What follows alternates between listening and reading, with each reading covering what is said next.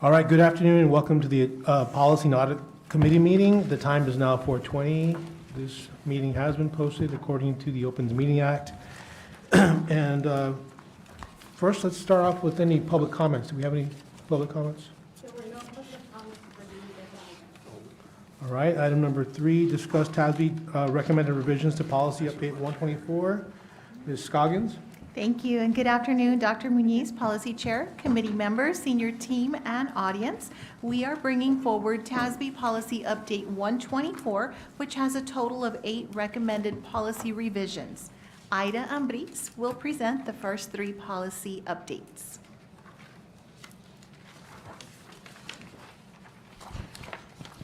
Good afternoon, Dr. Muniz, Dr. Corton, board members, senior team members, members of the audience. I'm here to present 3 of our local policies that are changing or being updated, I should say. CAA Local is our fiscal management goals and objectives, financial ethics. The recommended revisions to this local policy at federal awards disclosure are to align text with updated rules regarding federal grants found in the Code of Federal Regulations. This guidance became effective October 1st, 2024, and is reflected in CBB Legal. The phrase "or designee" is recommended for deletion throughout the policy, except in places where the designation of another individual could be in place of the superintendent or board president and not just the superintendent, as is the case in most policies. Any questions on the first one? I'll move on to our second policy revision update, CDA Local, Other Revenues, Investments. The section on sellers of investments is recommended for revision to specify that representatives with distributors of investment pools must be registered with the Texas State Securities Board, have membership in the Securities Investor Protection Corporation, and be in good standing with the Financial Industry Regulatory Authority. Distributors of investment pools must also be registered in good standing with the Municipal Securities Rulemaking Board. Moving on to the third. Quick question. You have a question? Yes. So have we gone back to see that all of our accounts are in good standing as far as this change? Not yet. We will be doing that here in this month. After we approve it? Yes, Okay. exactly. Thank you. Ida, what page are you on? Oh, I'm sorry. I am doing a quick summary on all of our policies, and that would be starting on policy CAA Local on page, well, mine says 1 of 7. 16. 16. 16? CDA local? CDA Local, yes, sir. Well, these are back here, CAA. What are you on, CDA or I'm on CDA Local, yes, sir. CDA? CDA. Okay, It's Okay. titled Other Revenues Investments. okay, got you. Thank you. Sure, sure. Any questions on that, sir? No? Okay, I'll move on to our next policy update, which is CY Local, Intellectual Property. Revisions are recommended throughout this local policy to clarify the circumstances under which the district's intellectual property may be used and where ownership of intellectual property lies when material is created by a district employee. Other recommended revisions clarify how district employees may use other copyrighted material, including copyrighted material used for performances and displays in instruction. Any questions on that one? On page 23, we have policy DH, Local Employee Standards of Conduct. This policy added information at weapons prohibited, as the district has authorized specific employees to possess a firearm as part of the district's safety and security plan. On page 3 of this policy, the provision addressing tobacco and e-cigarettes are recommended for revision to include nicotine products regardless of whether the product contains tobacco.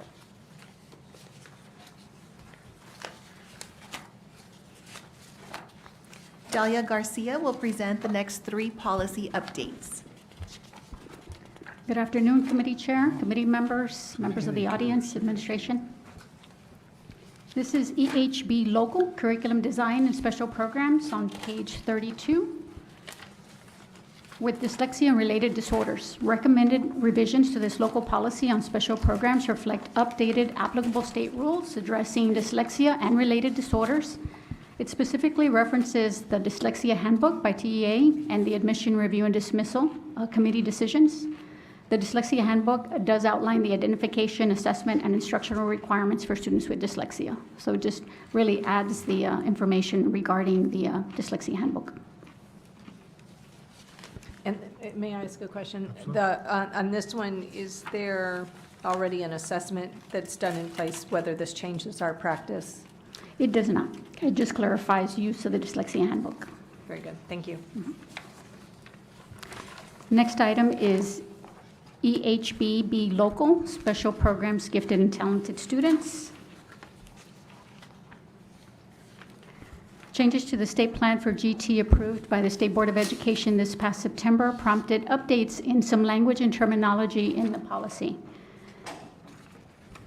Referencing funding, the revision just clarifies that 100% of the state funds allocated for the GT program are spent providing and enhancing it in the district's program and maintaining financial records that meet those state compliance standards.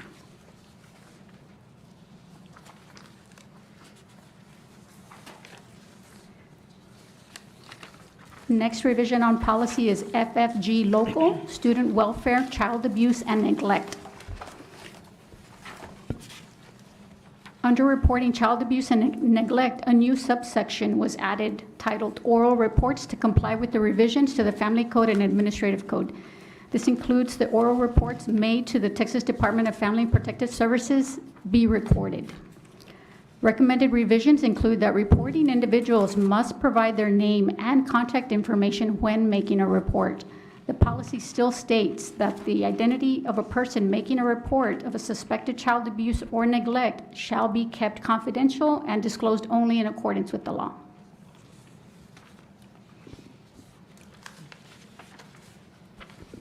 Policy GKA Local, Community Relations, Conduct on School Premises. On page 43, the recommended language prohibiting electronic vaporizing devices has been added to the tobacco and e-cigarette section of this policy. And this concludes the policy revisions for update 124. Any questions on the revisions? A quick question, Debbie.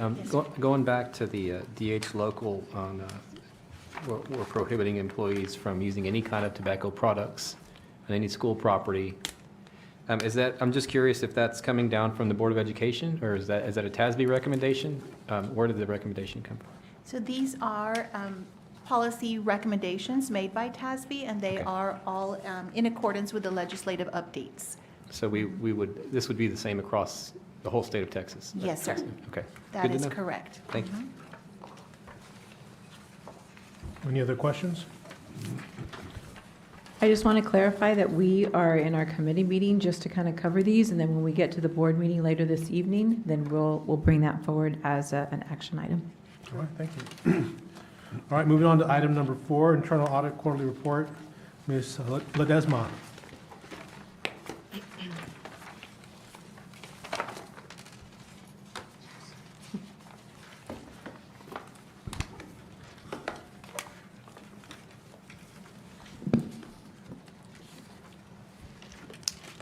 Good afternoon, Dr. Moniz, committee members, Dr. Corton, members of the board, and senior administration.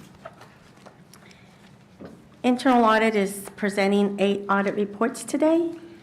The board has only had one policy audit committee meeting this school year, and that was on November the 12th, 2024, to review and discuss the 2023-2024 independent financial audit. I would like to note that 6 of these audit reports were audits that were conducted as part of internal audit, assisting the external auditors, Carr-Riggs and Ingram, with the annual comprehensive financial report for the district for the 2023 school year. CRI relied on the work performed on these audits in their assessment of the district's internal controls, as well as the data and financial integrity in these areas. The audit was presented and approved by you all in November. Please refer to the reports in your binder. The first report is the annual audit of activity funds for all campuses and departments. This is the annual activity fund audit report for all the campuses and departments of the district. The purpose of this audit is to ensure that there are adequate and effective internal controls to satisfy the concern and the quality of performance of management in carrying out assigned responsibilities and accounting for activity funds. The average audit period was June 1st, 2023 to May 31st, 2024 for most campuses and departments. The audit procedures and attributes tested are listed in detail in the report. Please refer to the 4 worksheets in the audit report, as I will recap the activity for all the activity funds as follows. The first worksheet is the campus activity funds ending balances, and it depicts the combined sum of activity fund balances as of May 31st, 2024 for all campuses in our district. And as you can see, it totals more than $1.8 million, of which 86% of these funds are agency or student funds, and 14% are campus activity funds. Any questions on this worksheet? The second worksheet is a summary of cumulative receipts and disbursements by campus. And this provides a summary of the combined receipts and disbursements for the district's campuses for the year. The receipts totaled over $3.1 million, which is a lot of monies coming into the district by ways of fundraisers and donations and other ways. And of course, the disbursements were $2.6 million, a little bit over $2.6 million. So that's a lot of transactions going through activity funds. And especially now, right now, with our current financial situation, we anticipate that there's going to be a lot more volume and activity through activity funds to supplement, some of the budget cuts. Ms. Ledesma, I noticed you highlighted a couple of these numbers. Yes. Can So you- I highlighted Means Elementary and Treasure Hills Elementary because those are the highest, the elementaries were the highest amounts. And then the middle school with the highest totals was Gutierrez. And then also Harlingen High School had the largest amount of receipts and disbursements. Thank you. Quick question, Ms. Ledesma. So you mentioned 3.1 million versus 2.6 going out. Is just in your experience here in the district, is 3.1 million a lot, compared to previous years? Yes, and that has kind of stayed consistent. I think it's grown a little bit more. I think in the past it's been maybe 2.5, 2.6 million. Now it's grown to 3.1. Mm-hmm. So yeah, there's just a lot more fundraising going on at the districts, at the campuses. Thank you. And of course, prices increase, right? So we're going to have bigger fundraisers. Any questions on that worksheet? It's just good information to just see all the different campuses and how they're doing. The next worksheet is the non-campus activity funds ending balances, and this is for anyone that, any non-campus activity fund that we have in the district. And so they're listed there, like the Aquatic Center, chess, fine arts, music department, Special Olympics. And so you will see also the totals for those areas. The ending balances for the general accounts for this campus was for these non-campus accounts are $259,000. The fourth worksheet summarizes the cumulative receipts for these non-campus accounts. And so you will see that they had a cumulative amount of $322,000 in receipts and disbursements of $218,000. And fine arts and theater being the one that's the most active with the most transactions and receipts and disbursements. Any questions on these worksheets? Ms. Ledesma, are you testing any transactions within the accounts too, just to kind of get a feel for Yes, the types so- of expenses? So at the end of the school year, that's what we do, is we go out, aside from special audits that we conduct whenever there's a change in principal or secretary, but at the end of the year, we do go out to the campus and we do a in-depth audit of all the campuses and all the non-campus departments, right? And we do look at, and in the worksheets, you'll see, in the report, you'll see what we test. And it's actually, we test all the disbursements and all the transactions, and we look at the cash receipts to make sure that they're being deposited timely, that they tie into the deposits. And, we do a lot of in-depth testing to make sure that these totals can be relied upon and that they're accurate.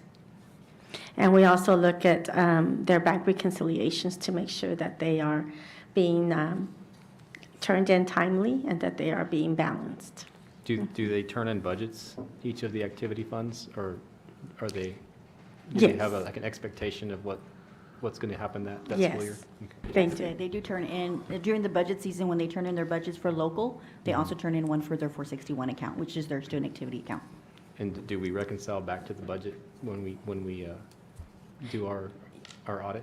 Or is Yes, it- well, they're It's constantly. a lot of work, I know, Yes. but just as, in general, like, Yeah, well, we have an accounting system that they use, it's called EPS, and so all that kind of maintains that information. Okay. So they do have the budget and then their transactions. perfect, thank you. Any other questions? And so at the end of the audits, when we, and if you go on to page 6 of the audit report, you will see the audit procedures that we do, like you were asking right now, and then, how we test for each of the areas, whether it's a transaction or a receipt, or, whether it's a grant or donation, we follow all that, making sure that, we have all the proper forms in place and all the authorizations before any transactions occur. So once the audits are complete at each of the campuses, at the respective campuses, then we do give them an assessment of how they did. And then we discuss that either with the principal or secretary or both, depending on who's there. Because sometimes it's in the summer, so some of the principals are out on conferences and things. But they do have their own memos that they get. So this is just an overall recap of all of them so that we don't have to do each one individually. Any questions on this report? Just a comment that it's always reassuring, I guess is the word, that not only are you carefully auditing, but that, in the conclusions, that adequate and effective internal controls are in place, because as you specifically stated, it's a lot of different monies moving in and out of the accounts and should be going for the designated purposes, which is to enhance education. So Right, and so when great we to go see that. out there, we also ensure that the safe is working and it's properly secured and who has access to it. We ask all those questions. And then during the year, we do little pop-ins, we just spot check and we're here and we want to see your safe and make sure that there's no monies that are just in there, Sitting there. undeposited. And so that's when we look at the cash receipts. Okay, you received this here, when did it get deposited? And so we're just making sure that we follow that money, making sure that it's timely and that it's accurate, that all of it is being deposited. Great. Ms. Ledesma, and I see you're reading, I'm looking at your conclusion. And can you clarify what you mean by reasonably correct? Well, because on some audits, we do just a sample, right? We just go in, we can't look at every Sure, transaction, sure. especially at the bigger schools.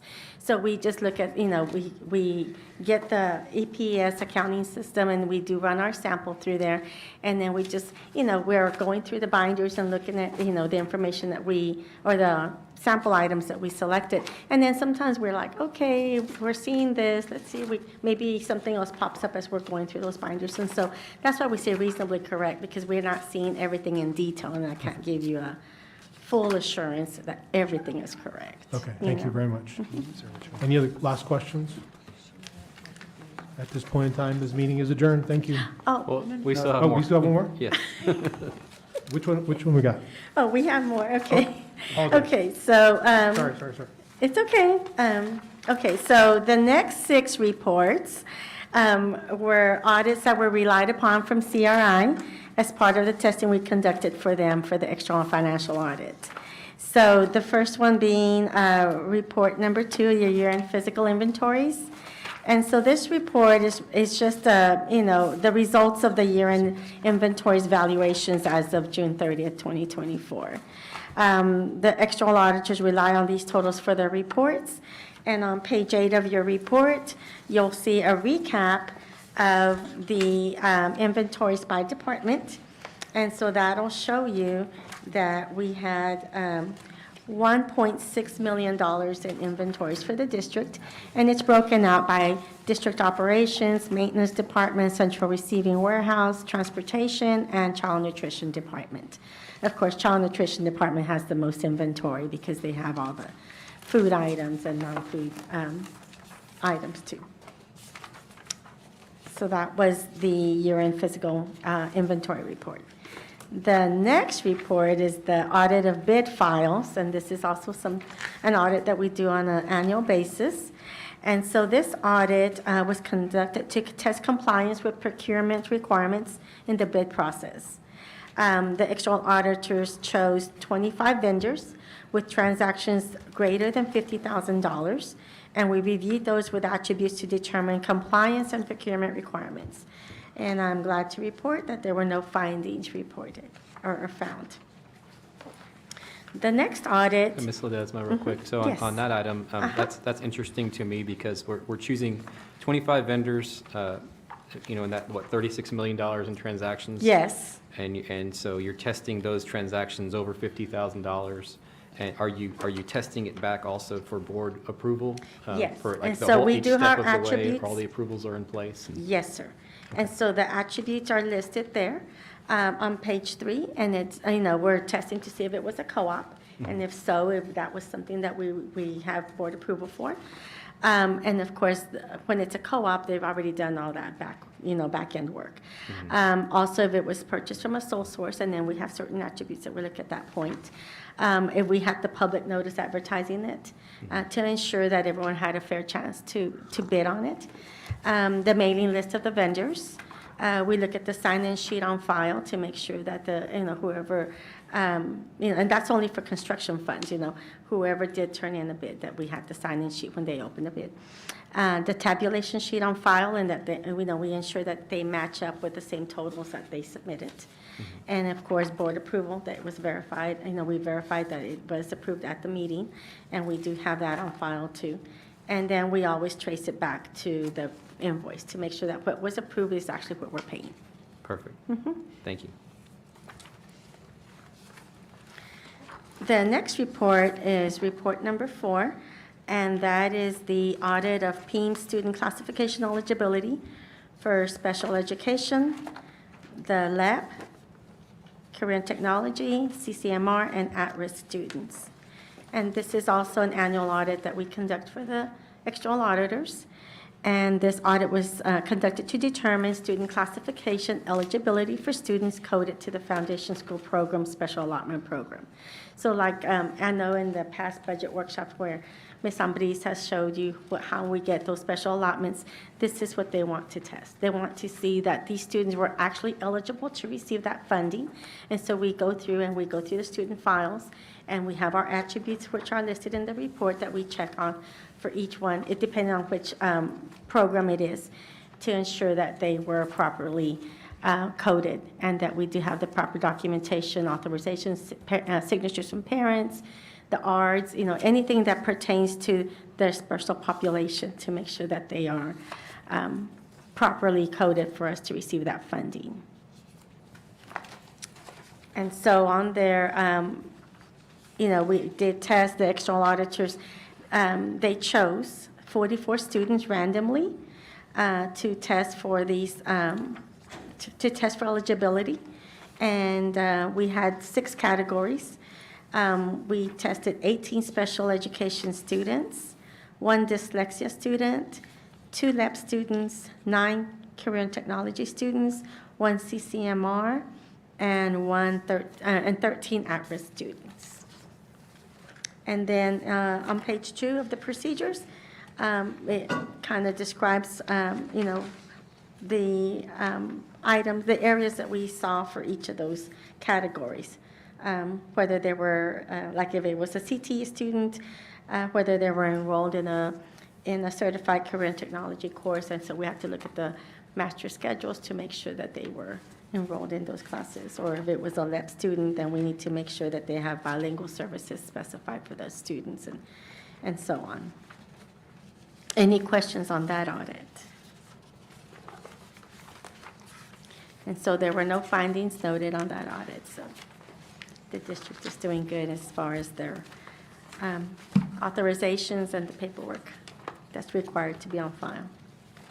The next audit is the audit of state compliance for program intent coding for payroll disbursements. And so this audit was conducted to test the district's program intent coding of payroll disbursements for compliance with the state Foundation School Program Special Program Allotment eligibility requirements. The external auditor selected 25 disbursements for district staff to ensure they were classified appropriately to the appropriate special program allotment program intent code. So if it was a program intent code 23, special education, we wanted to make sure that they are teaching a special education class, or they are in that classroom, right? If it was a dyslexia class, that they are on their master schedules or at the campus level, that they are teaching a class. If it was an at-risk student, at-risk coding, early education allotment, CATE, and so on. And so on page 2, I have the procedures there that we followed. And then I do want to note that we did have 2 exceptions. We had 2 employees who were inappropriately coded. And as soon as we discovered that, we spoke to Ms. Debbie with Human Resources, Ms. Goggin, and those were immediately corrected to the appropriate program intent code. Internal controls have been revised and additional training for staff was conducted, and they are now reviewing the funding sources for these employees to ensure that they are appropriately funded and coded. And the external auditors also noted that on their report, and so that has already been reported to you all.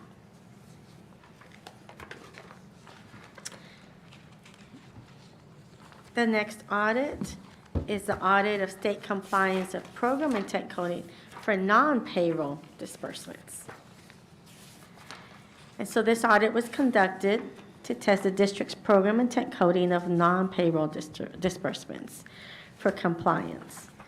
The external auditor selected 25 non-payroll disbursements for districts to ensure they are classified appropriately. We reviewed the supporting documentation and respective program director authorizations, included with a purchase order, invoice, or check requisitions. We did have one exception, and since this audit was conducted in the fall, we did speak to Mr. Mendoza at that point, and there was a journal entry that was immediately done to correct it to the correct program intent code. That transaction, just to note, was about $600. It wasn't a very material item. And this was also a report that the external auditors reported to y'all earlier. The next report is the audit of the district's self-funded insurance. This audit was conducted to test the district's group health funded, self-funded medical and pharmacy insurance claims for compliance with state and local self-funded insurance requirements. The district had 243,529 medical and pharmacy claims, totaling over $23 million. The external auditor selected 86 medical and pharmacy claims for this audit, of which we noted no findings. So in that report, you will see the attributes that we tested. And I do, because this information is very sensitive information and confidential, I do have to meet with Ms. Rachel Cortez from Benefits Department and we do need to go into the system to actually look at the information that's available, and then we compare it also to whatever information we have in our district programs for the employees to ensure that they are covered for that coverage and that those claims are allowable to be claimed and for us to pay.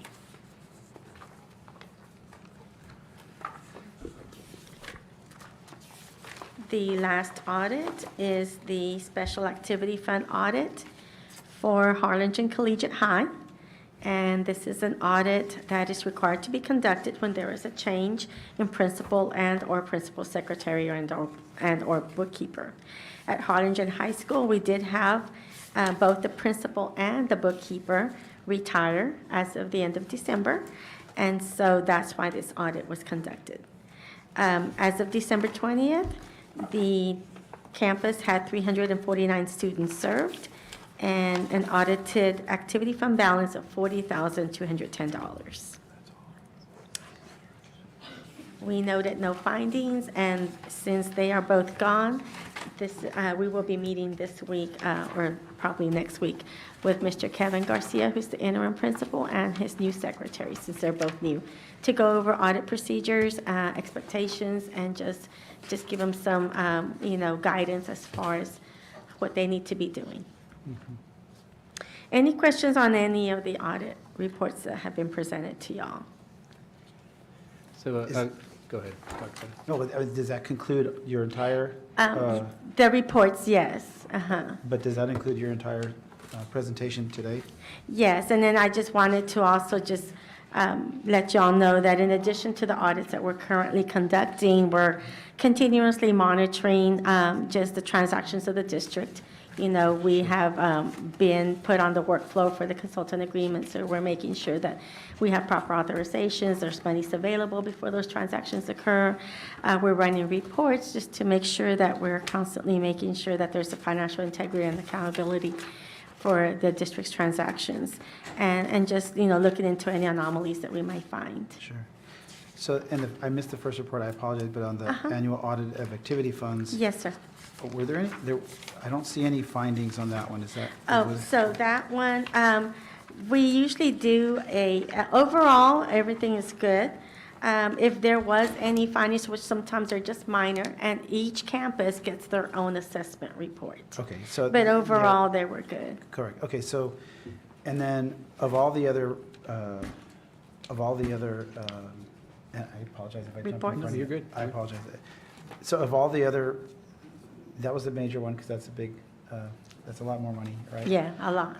But then, of all the other ones, I see two findings. One, the payroll disbursement, there was a finding, the payroll expenditures for 2 employees, and then the 9 payroll disbursements, there was a finding of one Right. inappropriately coded sort of disbursement, correct? Right.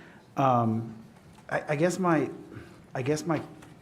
wonderment is this, and my ask of you is to consider, and I don't know if we've talked about this before or not, but I'm sure you've heard of tornado charts, right? I think that it would be more appropriate to see our audit activities, right, as a function of our risk, right? And then to see that in actual sort of man hours, right? So we see where we're spending our time in your Okay. department, where you're spending your time, Right. layered over the risks that we know that we have in this district. So I think that's the most appropriate way to look at, providing value to the board, to the district, to the taxpayers. I think you do all this. I would just like to see it in a Okay. tornado chart, right? Furthermore, I think it would be appropriate going forward. I would hope that we would have a lot more findings, but I would like to know risk stratify the findings. In other words, tell us that these are minimal findings, these are mild, and you can layer them, right? These are moderate, you usually have like 4 levels, and I give you silly examples, right? I mean, like, one would be, on this grant, they turn in their report late, their yearly report to the grantor, whether it's the feds or the state or whatever, they actually, they were, 10 days late in submitting their report, we found that's a mild finding, right? Not a big deal. We're not going to lose any grant, whatever. You're going to, major finding would be, well, they falsified information in order to get the grant. That's a big Right. deal, right? Right. They put the wrong, information in there in order to qualify for this grant, that money that we got. That's a major finding. That can put us in trouble with a lot of folks and that kind of stuff, as an example. But I think that some things are just like, oh gosh, it was an oversight. Some things are like, I mean, there's Intentional. potentially there's intentional or fraud or whatever, and that's what we're here to find. And so, so I think that when we start to look at how you spend your time as a function of where our risks lie, those should correlate. Right. I mean, if we're spending a lot of our time on stuff that's like 10% of our budget, probably not smart, right? And so we kind of need to know that. But also we need to sort of understand that we would expect a lot more findings, but we would expect to see them sort of like, okay, these are mild. We expect to see some findings. No one's going to be perfect. We can't be perfect. So if we do these every year and everybody's getting A report cards after a while, that's a very dangerous situation, setting yourself up for down the road, because everybody knows, they come around, but they never find anything. I'm not saying that's what's happening. I'm just Right. as a hypothetical situation, right? Right. People need to know that, like, wow, there's always findings, and there's always opportunities to learn from those findings, if that makes any sense. So, Right. thank you so much. Right. Yeah, so Dr. Pettis made some good comments. I think what he's describing is a risk assessment of the risk, of an overall risk assessment of where the risk is in the district. And that probably exists for school districts in Texas. Right. By And percentage. we do and that when we do the audit plan every year. Yeah, Which so the y'all- audit plan is presented at the end of every, In July. in each July? Okay. And so, yeah, that would be. And so risk areas that we considered that were not, high risk in previous years have now become Sure. the high-risk areas, right? They changed. Of course, in July, they were not, and now they are, right? Yeah. And so now we're looking more at budget amendments, financial statements, we're looking at, budget variances, making sure that we're not, and the transactions, making sure that there's monies before they're spent. And so that's what we're constantly looking at right now. Now, do we have conversations with administration? Yes, we do. Yes, we're seeing this. Have we finished that? No, because it's continuous, it's ongoing, right? But we're also, we've also seen that there's been an increase in internal controls, right? Everyone's a little bit more aware, and also with the Finances and Planning Committee that y'all have formed, there's a little bit more awareness across the districts, and so there's a little bit more, I think, everyone's more intentional before submitting something. So is there a big risk there? We're looking, we're making sure that there is no risk and that those controls are being followed. But I can tell you that I think as a district, we're doing better as far as making sure that everyone's aware and on the same page, and that everyone knows what's expected of them, and that, we expect that compliance, from them. And again, I think our questions are just sort of to make sure that we're seeing information that we can make sense of, and that we can kind of have assurance that that we're looking in the right places, and that, because you're helping us, this is your expertise, not ours, right? But that you're giving us information that we can, so that, because, our role is governance and policy and everything else, right? Right. But we also have fiduciary responsibility to the taxpayers and everything else. Right. And I think that for you, you do a great job, and your office does a great job, but I think we should kind of like show that in a different way, where people can see like, wow, there's a lot that goes on in these things. Right. But then it could be actually, I guess what I'm asking you to do is kind of, embed yourself in the work of the district where you're helping the work. I don't want you to be in the way of the work. I don't want the principals to have like, oh my God, I got to spend 10 hours a month with the the internal auditor, that's not what I'm asking to get in the way. I think you should help them be more bold in their work, because they're being, they're getting, guidance from you in doing it in the work in the right way. Right. With compliant is, following all the rules and doing it, dotting the i's, crossing the t's, and that kind of stuff. I mean, I'm reminded that, a ship at harbor, has, no risk, right? But that's not what ships are built for, right? I mean, so we want our people to be bold and do great work, and they're doing incredible innovation and taking, there's a lot of real problems, educational, there's a lot of headwinds to public education these days, right? And there's a lot of challenges out there to figure out, to get all students, on a path towards success and achievement.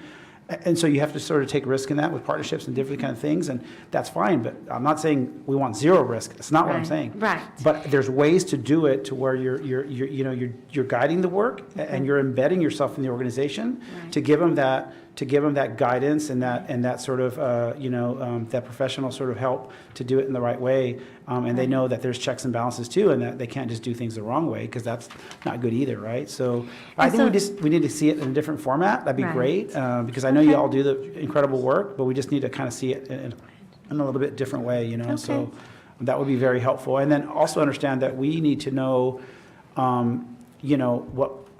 what we can do better too, right? You're the only other one aside from our superintendent that reports directly to the board. Right. So we're empowering you to go out there and be our sort of eyes and ears to kind of see what's going on, because we're not going to go knocking on principals' doors and say, hey, let me see these files. I know. That's not our role, you know what I mean? But you can help us in that regard and with so on that kind of oversight, Right, and also on that same page, where, and I asked Nina, she's my assistant, of course,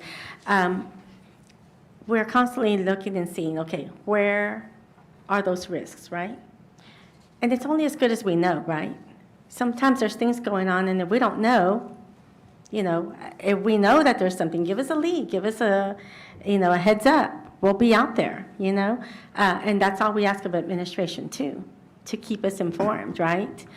If you all hear something, then let us know too, right? Because we may not know that there is something, where we need to send that ship, right? Unless we know. So we also need to be kept abreast of those things. And so there needs to be constant communications with us too. Yeah. So we approved an audit plan in July, and so we're on board for your audit plan. So we went through 8 tests today, 8 audits today. How many more do we have for the rest We of the have school? some that we're doing, like maybe 3 or 4 other ones right now. And we'll get those in June, probably? Whenever we meet again, yes. Yeah, okay. It might be helpful too to remind the board of the audit plan, of the plan that we approved, Okay. and so kind of tell us where we are in your annual cycle. Next time. But, when I'm reading through these at the end, what I'm finding is the staff was very helpful. And I think yes. that's so important, that with life in a big organization, you're going to have auditors come around. Right. And it feels like everybody's playing their role. And I feel like these tests would be part of that risk assessment. These are important things to be looking at anyway.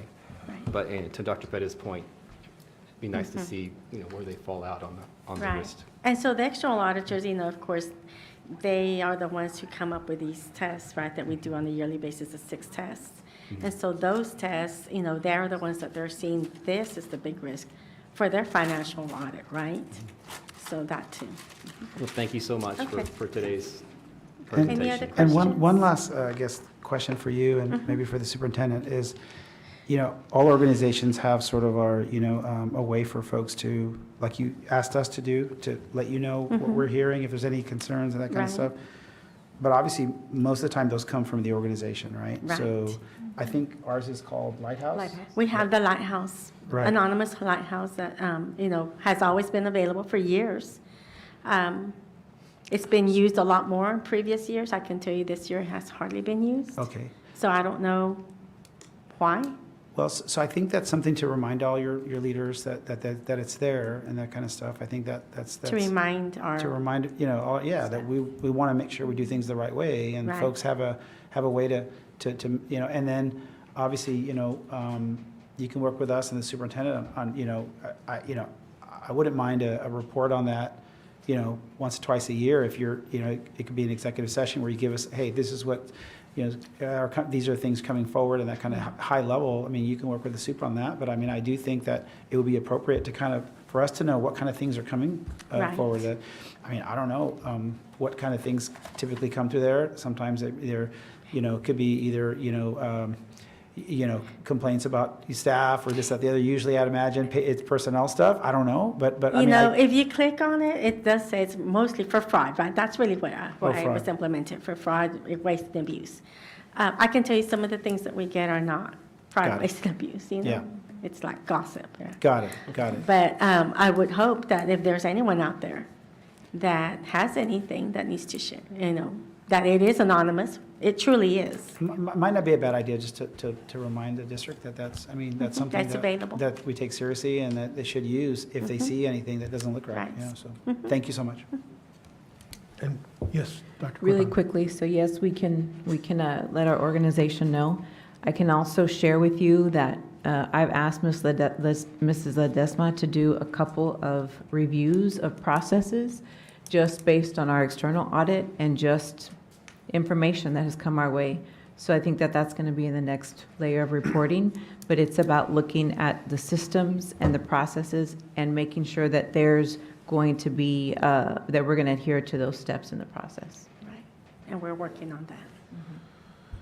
And let me just add before we conclude, Ms. Ambriz has been doing a fantastic job with getting with our principals and our stakeholders and going through this process of budgeting and making sure they understand the process. And I think, Ms. Ledesma, you've mentioned that today. Hey, everybody's watching that, so it's good to hear that from your side. Thank you for the report. Thank you for the information. Any other last questions, points? If not, this meeting is now concluded. Thank you. Thank you. Thank you. Okay, let's go ahead and we're going to move into our special public hearing. So at this time, I will go ahead and call the public meeting to order. Let it be known that this meeting was posted as required by the Open Meetings Act. So the first thing we have is we do have a quorum. And the second thing we have is, do we have any comments, public comments for agenda topics?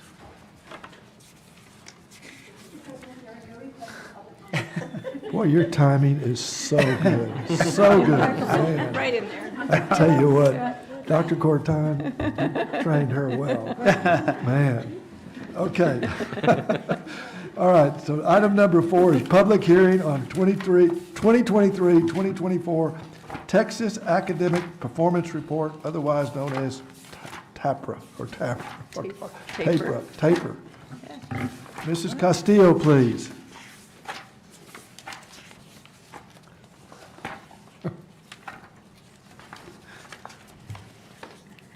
Good evening, Mr. President, board members, Dr. Corton, senior team, and members of the audience. I'm Cindy Castillo. I'm the coordinator for assessment and accountability for HCISD, and it is my pleasure tonight to present you with the district annual report for the 2023-2024 school year. So the 2023-2024 annual report is actually, we're in February of 2025, so this is last year's data. There are 8 sections of the annual report, and I'm just going to provide a very high-level overview of those 8 sections this evening. The driving force behind the annual report is the TAPR, which was released in December of 2024. Every campus and the district received their own TAPR report. So that is section 1. Section 2 is financial reports, our actual reports for the 2022-23 school year. And again, those are released at the campus level and also at the district level, and they're encompassed in this report. Section 3 is the district's accreditation status, and you're going to notice that that one is a little bit behind, and I'll explain why when we get to section 3. Section 4, the campus performance objectives for the campus improvement plans. Section 5 deals with the report on violent or criminal incidents on campuses. Section 6 deals with our graduates, our student performance in post-secondary institutions for each of our high school campuses. Section 7 is progress toward our House Bill 3 goals that were adopted by the board, and those are reported at the district and campus level as well. And finally, for reference purposes, Section 8 of the annual report is the TAPR glossary. So I'm going to start and do kind of a high level, but it's going to sound very much like a deep dive of the TAPR report. So like I mentioned, this is the most robust reporting element of the annual report. So I'm going to go through just all the components that are included in the TAPR. It is very inclusive. You're going to see student assessment data, and when you say assessment, naturally we think STAR, but there are several other pieces of assessment data, including College Board assessments and TSI that are reported in the TAPR. Also PEMS elements, and again, from ethnicities all the way to staffing and demographics of our students and salary information and ratio information. So a lot of information that's PEMS reported, and then student assessment data as well. This document is published as a PDF, and it does have quite a thorough disaggregation by student groups and ethnicities, lots of information. It is a data geek's paradise. Not to be disrespectful, but there is a lot of information in there. So I'm going to walk you through starting with the cover page. So the cover page of our TAPR report is at current time just displaying the name of the campus or the district.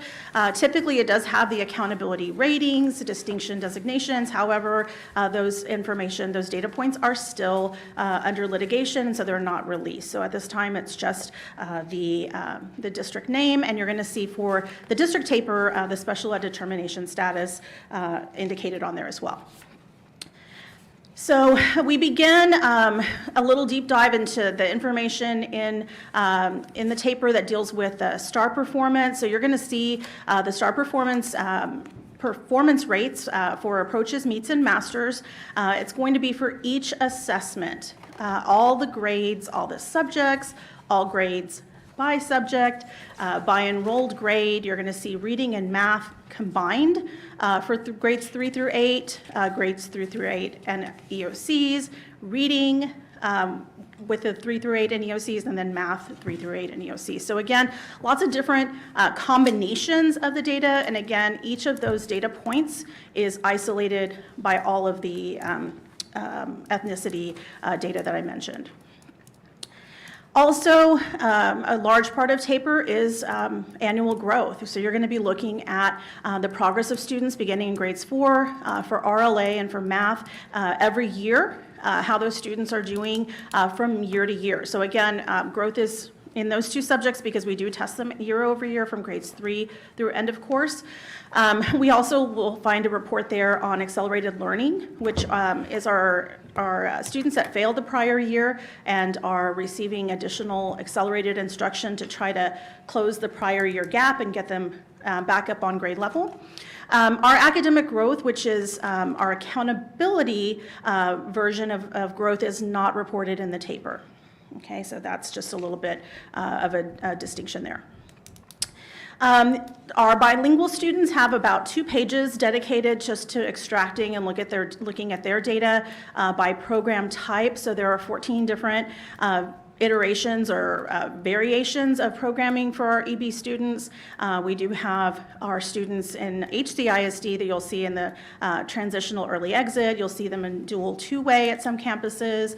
You'll see them in ESL content-based at our secondary campuses. So again, how are they doing on these items? STAR performance in all grades, all subjects, all grades RLA, all grades math, all grades science, and all grades social studies. They'll also have a section on annual growth and a section there for accelerated learning. So it is nice to see that programming get a special emphasis because it has always been a priority within the district. Furthermore, we will see a section there related to STAR participation. So we always look at participation. It is a federal requirement to have 95% of our students participate in state assessments, and we aim for higher than that. But we look at the percentage of students that are included in accountability, not included because they were mobile, not included for other purposes, or students that were excluded from testing, students that were absent, score-coded other, and that is part of our data validation. And all of that is publicly reported here. All tests, all subjects, and also our accelerated testers. Lots of data for attendance, graduation, and dropout rates, and you're going to notice the years there. There's 2 years comparison in almost all of these elements that I've spoken about. This one will do 2022-23, and then the 2021-22. So our 23-24 graduation data was not out in time to be included, so you can forecast that on next year's report. But you're going to see our attendance rate at the district level, and again, all of those breakouts, our chronic absenteeism, our dropout rates for grades 7 and 8, and then 9 through 12, and then the different graduation rates, right? Our 4-year longitudinal, students that graduate on time in 4 years, and then the students that take a little longer, the 5-year extended, 6-year extended, our 4-year federal graduation rate, which doesn't allow for exclusions, graduation plan rates, and then all of the graduates for our 2022-23, what was the breakdown for those students? And you'll see that at the district level and then on the campus reports. And that's great information, just see how our programs are being successful at the subgroup level. Connected to our graduates is our CCMR, College Career Military Readiness. And again, this is all still information from the TAPR report. You're going to see our students that are graduating with CCMR readiness, college ready, and then career military ready separate, right? Our CCMR related indicators, again, for those 2 years worth of data. The students that were taking the TSIA and compliance there, students that are receiving credit for college prep, APIB, and SAT, ACT, as well as our students that are getting the dual credit, students that are in higher ed, and students that go on to higher ed after graduation without having to take a remedial course. So this is really great information, and again, it really does go to show that the pathway to CCMR is very diverse. You'll see that those numbers, you will have a student who maybe does take college prep and then is also getting their TSIA compliance. So again, lots of combinations of those data can be possible. And then the final section to TAPR does deal with our student information, our demographics, our program enrollment. So you're going to look at EB, economically disadvantaged, and so forth. And then you're going to see our student information like their retention rates, class size, and attrition. Staff information, you'll see the years of experience at the district level, and then by campuses, experience of campus leadership, and so forth, and then salary and turnover rate as well. And then program information, how many students do we have by program, and teachers as well that are allocated. So all of that information is in the TAPR report, like I mentioned, published in December, and it's the driving part of our annual report. Section 2 of our annual report is our PEAMS financial standard reports, and that's for the 2022-23, our financial actual data for the district and then for the campus. So you'll see the revenues, expenditures, disbursements, and all of that is reported and linked in the annual report. Our district accreditation status is Section 3, and you'll notice here that it is based on the 2022-23 school year.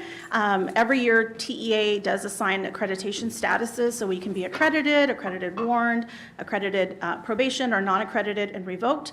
A large part of the accreditation process is rooted in academic accountability. So since those accountability ratings are still pending litigation, we were instructed to publish the 22-23 accreditation status, and our district was accredited for 22-23. Section 4 is our campus performance objectives. Our campuses work very closely with the Federal Programs Department and ensuring that we are hitting our goals and setting, an action plan in place based on campus identified needs. These are done annually.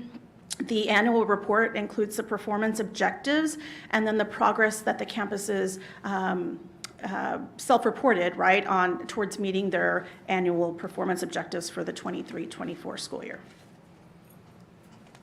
Section 5 deals with school safety. That's a report on violent or criminal incidents. We have that included in our annual report to the extent permitted under FERPA of our violent criminal incidents that occurred on each campus, our description of our violence prevention and intervention policies and procedures. A lot of board policies are cited there. And then our findings, and thank you to Mr. Castillo's department for providing data on evaluations that were conducted under the Safe and Drug-Free Schools and Community Act. So all of that is part of our annual report. You'll see the website linked there and also, I guess, defined out there for you, and all that is published publicly. Section 6, like I mentioned, our graduates, this does track graduates their year after graduation. These students are tracked by the Texas Higher Education Coordinating Board. As some of you may know, these are students that are attending public 4-year and 2-year institutions of higher learning in Texas. So again, it wouldn't account for a student, for example, that goes to Baylor or goes to, LSU. These are our state school students, and it is a large part of our graduates. So it is a great representation of how post-secondary ready our students are. It will average their GPA for the fall, spring, and subsequent summer semester of their first year enrolled after high school, and it publishes that by campus information. And it's got a range. It's really great information to see how our students do once they move on, which I know is a great concern for a lot of us. Section 7 is our progress towards meeting our House Bill 3 goals, which are rooted in early childhood, early literacy, early numeracy, and then our CCMR on the other end of the spectrum for our graduates. So that is included in the annual report, the progress that each campus made and that the district made towards all of those goals as provided to the board in a previous board meeting. And finally, the TAPR glossary, we get a lot of questions, sometimes, very specific types of questions. What is the data source for this? And would a student that took the test at this point in time be included? This is a great resource to explain data sources and methodologies for all the data that's in the TAPR. And we're still pending the Spanish version of this glossary to be released, but we will link it once we find it published by TEA. So that is the district's annual report. It is published already. It's been up for several weeks now on the district's website, which you'll find linked there. Paper copies are available upon request. If anyone in the public would like that information, they're free to contact me or their campus, and we'll work to get them a printed copy of all the data, but it is very digitally driven. And then I am the point of contact. There's my number for those who have questions. So at this point, I don't know if the board has any questions. I guess I just have maybe a strange question. I guess, for you and your office, this is your expertise. You're in the assessment accountability coordinator, and like for the superintendent and I guess for the senior team. I guess I kind of would love to understand how helpful this is in guiding the work, because it's very retrospective, right? I mean, and some parts of it more than others, very retrospective, but I guess tell me what parts of it are really meaningful to you guys, I guess, as especially in the student achievement part of it, and how does that help or not? I mean, I want to understand, I guess how this kind of helps. Well, and I appreciate the question, and I don't know, Dr. Corton, if you'd like to address it or if you want me to. You can start. Thank you. I think that different presentations of data that we receive throughout the year, we get it a lot of different ways. Although this is a little late in arriving, I do like that it's very concise. I do like if we have questions about year over year performance, are we better or worse? It does have year over year, so I think it's very easy to spot check, right, and see where we see trends, if we see them in a content, if we see them in a subgroup. Also, state and regional data are provided as well, so I think that's always a great pulse check. It's all in one document. We've used, I think back to when this was called the AEIS report, and it was a big part of the principal interview when you are interviewed for a principalship back in the day, and I think it's still very valuable. You see ratios of students to teacher. You see how young or experienced the teaching staff is. It's how are the graduates doing when they graduate? How are students doing on SAT and ACT? I think it's great. It's a great one-stop shop for a lot of very different information. And so for that reason, I think that the TAPR is I don't think it's outlived its purpose, right? By coming out so late, I think it's giving it a great opportunity to capture some of those data pieces that come out a little later publicly. And I think the biggest thing is the trend data. When you look at where we are in comparison to the state and the region, that helps us because it kind of puts things into perspective with our performance. There is a lot of information in there, including things around how new your teaching staff is, how many years of experience, salaries, all of that, and the distribution of some of the funding. So there's a lot of information in there. It is retrospective, but the trends are really helpful. And the other thing too is that when you think about how you're spending money and what that looks like, there's a lot of information that you can glean from there, and information that may not come across in a report that we're going to study traditionally in the district. Awesome answer, and also great follow-up, Dr. Corton. I guess maybe for future reports, that's very reassuring to hear that, I mean, it's actually meaningful in many ways and can help guide the work and highlight. And I guess for future, I don't know if it'd be appropriate here or another venue. It could be at a Transforming Teaching Learning Committee, wherever you want to do it. But I think I would love to hear just as you said, your high-level takeaways. You know, these are the things we took away, looking at the year-over-year comparisons, looking at the different things. I'd love to hear, because that's not what we heard today, because obviously you're going over the report in detail. Right. I'd love to hear from y'all's expertise and educators, what were your high-level takeaways and your aha moments, and it says, gosh, so we need to take a deeper dive here on the CCMR or over here on this, opportunity or whatever. I'd love to hear that. Thank you. I think that's a great suggestion. And if I'm not mistaken, I can't remember if it's May or June that we will be coming forward with the Transforming Teaching and Learning Committee meeting to share some of that information. Just big takeaways that we've had and how it's going to guide our work and our professional learning for next year. So we can do that. But like I said, I can't remember if it's May or June. Thank you. June. It is June. Got it. Thank you. All right. Quick question before you run off. And so May or June, you'll come back with that plan. I'd be curious, since these reports are out there for every district in the state, if we can reach out and find 3 or 4 similarly situated districts, similar demographics that are really doing well, and then those are opportunities for collaboration. Let's find out what they're doing, how they're doing it, and see if we can't steal some great ideas. Great idea. And hopefully Yeah. we're one of those districts too, right? Yes, sir. Thank That'd you. be That's great. Maybe in the May or June meeting, we can Yes. follow up with that. Thanks. And like I said, I'll need to check which month we put it into, but I know that we had an open slot and we put that in there for you all. Just to give you just an overview of where we ended up, we have data points throughout the year as well.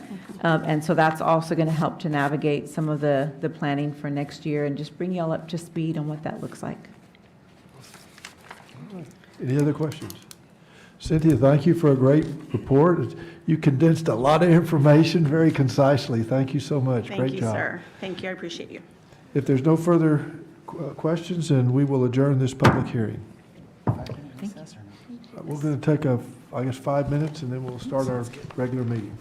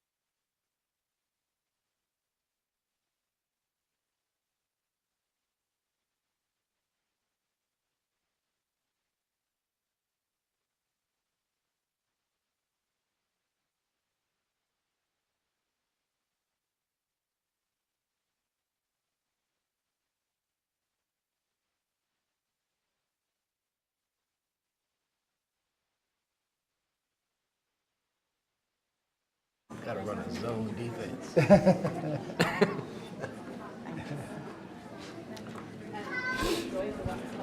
All right, I'm going to go ahead and call this meeting to order. Want the record to reflect that this meeting was posted as required by the Texas Open Meetings Records Act. I want to welcome everyone that's here tonight. Thank you for coming. First thing we want to establish is we do have a quorum, and I'd like to also ask everybody to take a moment of silence if we could. Thank you.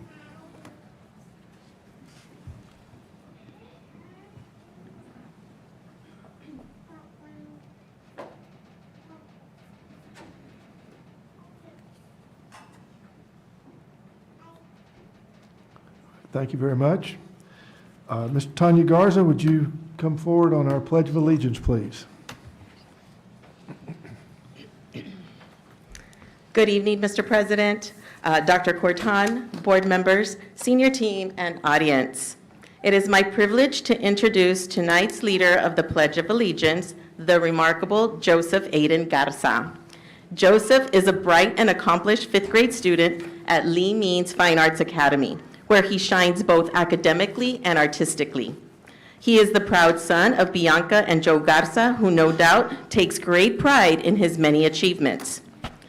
A true leader among his peers, Joseph serves as president of the Student Council, a value member of the Student Advisory Board, the Hope Squad, and the Lee Means Speech, Drama, and Debate team. He even took center stage in the school's spectacular production of Moana. With a dynamic range of talents and ambitions, Joseph aspires to attend the University of Texas at Austin, with aspirations of becoming an engineer or perhaps gracing the big screen as an actor.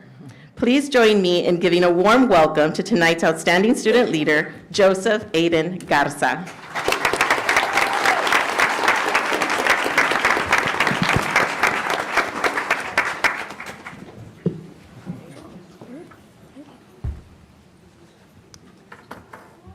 Please place your right hand over your heart. Pledge of allegiance. I pledge allegiance to the flag of the United States of America and to the republic for which it stands, one nation, under God, indivisible, with liberty and justice for all.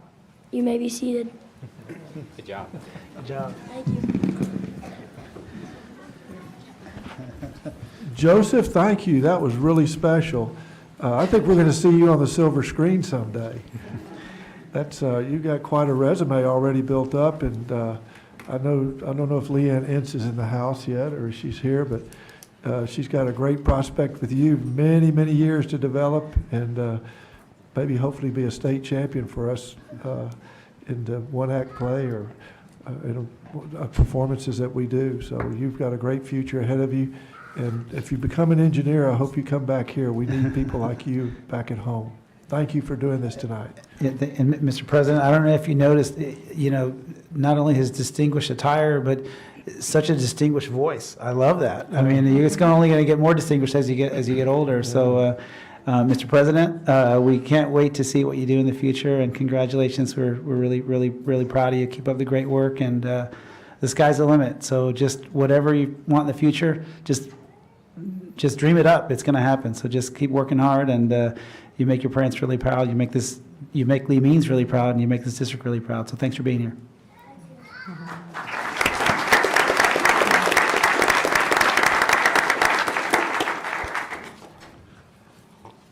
Okay, our next item on the agenda is awards and recognitions. The first item is recognition of Battle of the Book Champions 2025, Dr. Jessica Rushka.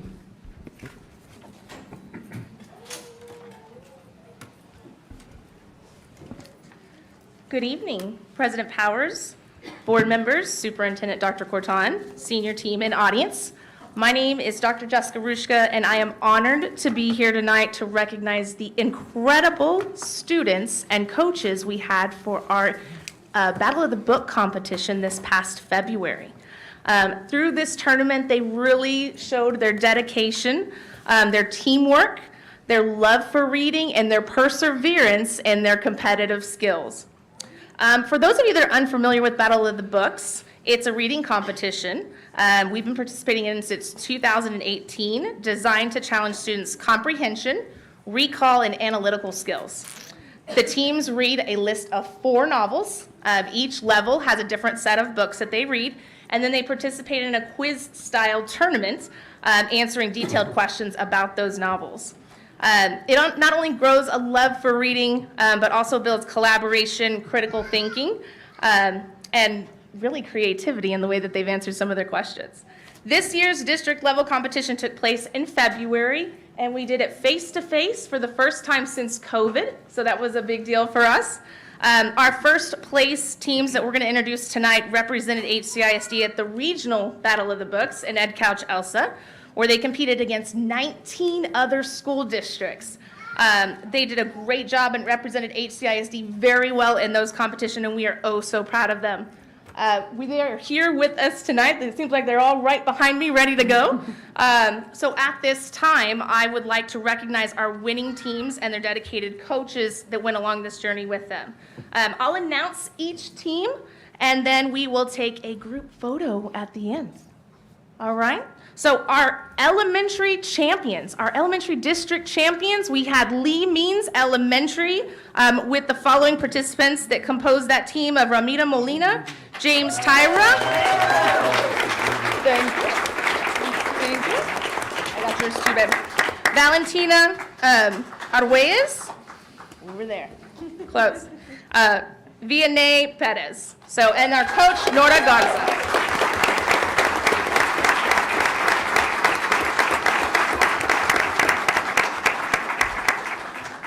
We'll have just a quick photo with you, Roland, if you will, and then we'll get the next group. We'll get everybody down for a big one. Oh, you want to do a big one at the end, or either way? It's up to you. Are we doing one? We'll do one big one at the end, yeah.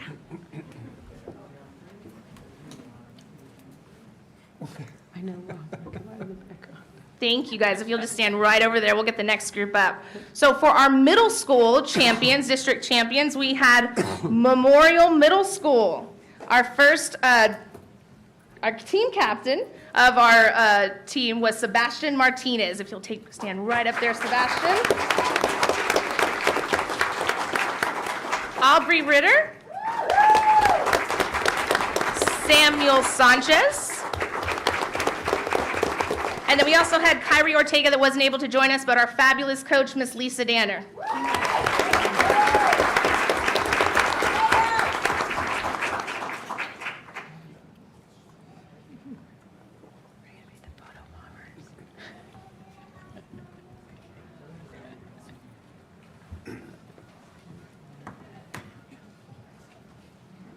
Thank you all so much.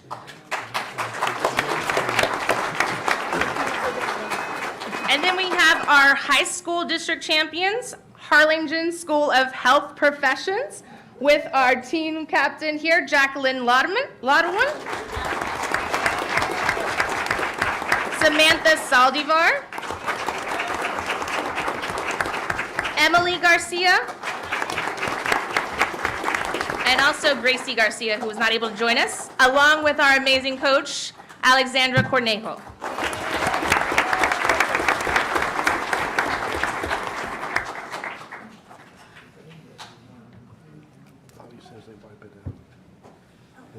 So first, I want to say congratulations to all of you, coaches, for your very hard work. I also want to give a big shout out to Veronica Rodriguez and Ali Cornejo for putting on a great Battle of the Books. You guys did an amazing job. Thank you, thank you. And now, board members and Dr. Corton, I'd like to invite you down for a big group photo.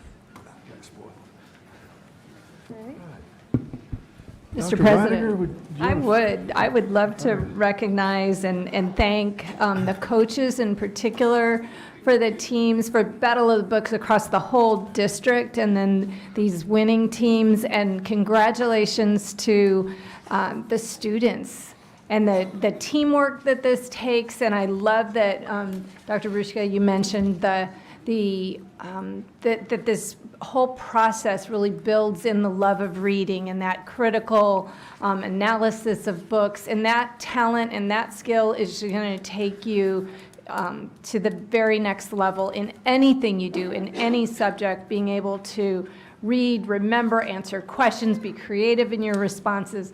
I just really want to thank you. Thank you for representing the district so well and pushing all of us, all of our students and other teams to really excel. So congratulations.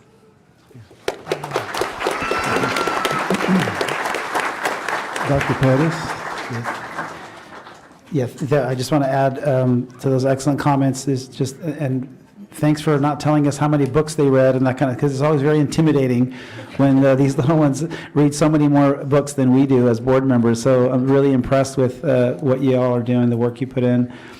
Just as a reminder, how important for the students and the parents, how important this is. I mean, literacy and reading, like, Dr. Reininger said, this is foundational to what we do. Literacy is actually the most important thing that we can scale from public education. It's really foundational to all disciplines, whether you want to be an attorney, a physician, a pharmacist, an educator, an engineer, whatever it is, it's foundational to learning all skills. So thanks for the great work you put in. Thanks for being great readers. And remember, readers are leaders, right? So thank you so much, and congratulations on all your success. Thank you.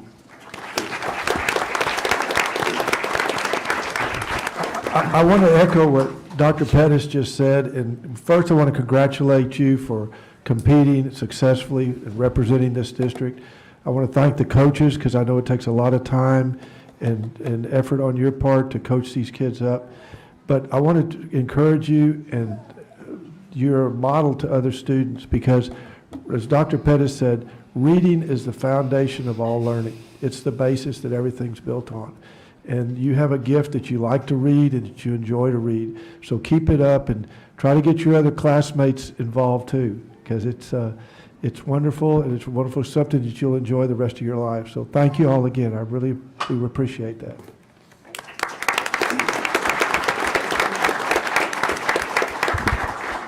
Just one quick comment, Mr. President. Congratulations again. Lots of congratulations. One thing I want to remind you that people may not even know, but only 33% of people actually read after high school. And that's a crazy number. And you guys are loving it, you're enjoying it. And I'm not talking about reading, I'm talking about reading a book, which is what you're doing. So it's a skill that you're learning. You're going to hopefully continue doing it after high school, after college. And congratulations to all of you. Keep doing what you're doing. Good job.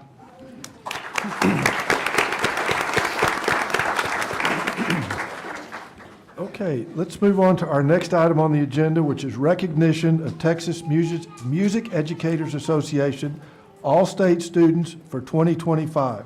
Kara Hoflinger.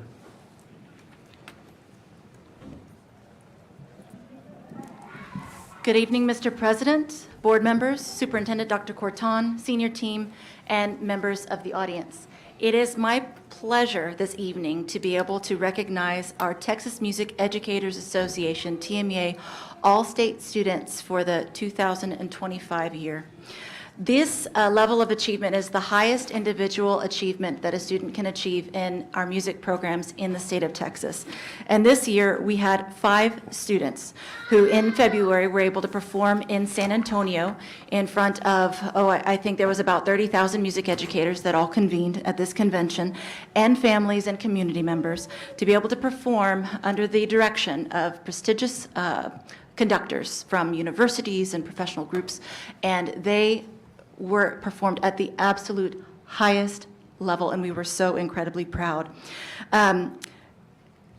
with this, it's a competition, but we also know within the arts, it's also that whole child. And we're also very proud, one of our students, who you're about to see in just a minute, Miss Escobar, she had a quote that was given to the entire convention about what music meant to her. And she talked about how when her life felt gray, music was the color and brought that life for her. And we were just so proud that hers was chosen out of all of those students, and we're very, very proud of these students. And so at this time, I'd like to introduce them to you all. And so Dr. Corton and Mr. Powers, if you would come down at this time for individual photos.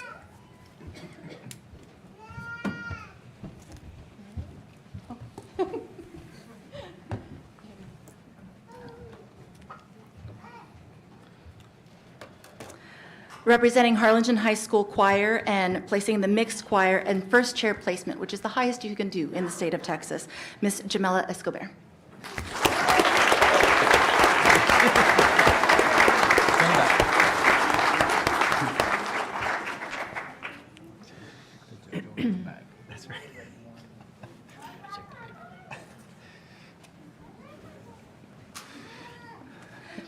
Representing the HHS band on flute, and as a sophomore, Miss Mary De La Luz Sandoval. Wow.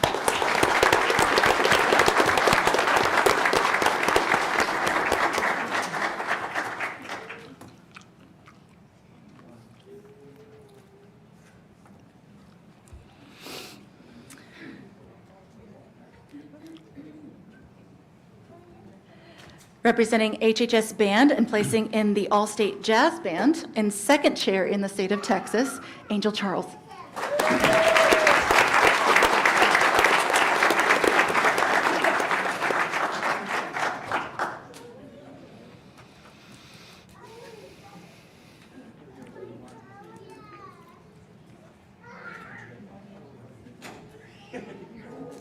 Representing the South Band, also achieving an honor of making the Jazz Band, which has a higher level of less participation than the other ensembles, Adam Hernandez from South Band.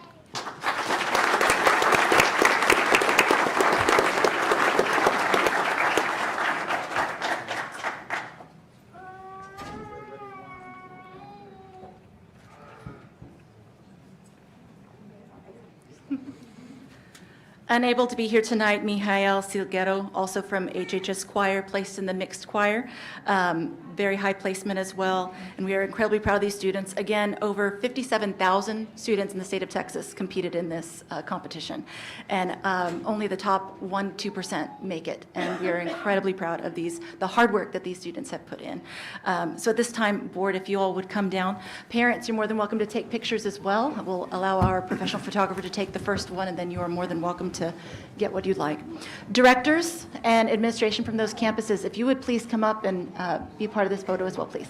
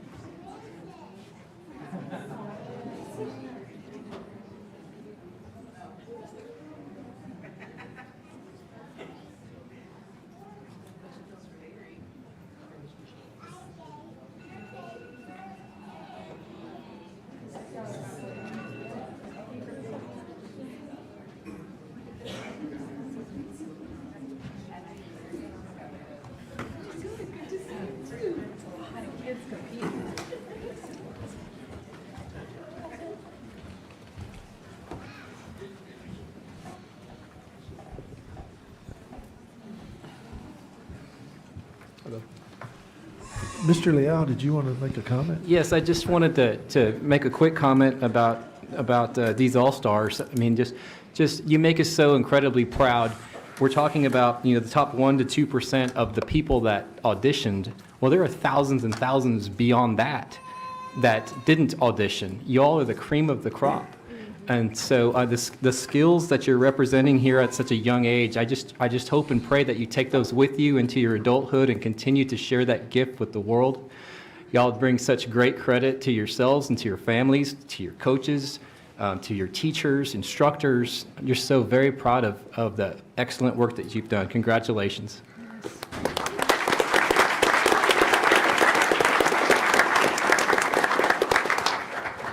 Just if I could add, and don't stop doing this. I think Dr. Muniz mentioned, where folks stop reading at some point, stop reading books at some point. Same thing here. Don't stop using your right brain, your hands, your creativity, the music. I'm telling you, some of the most creative people in this world are musicians. And even if you become an engineer or a lawyer or a doctor or educator, whatever you end up doing, I guarantee you're going to be a much better professional if you continue to utilize your right brain and your hands and your creative music skills. So again, congrats on your success. We're proud of you.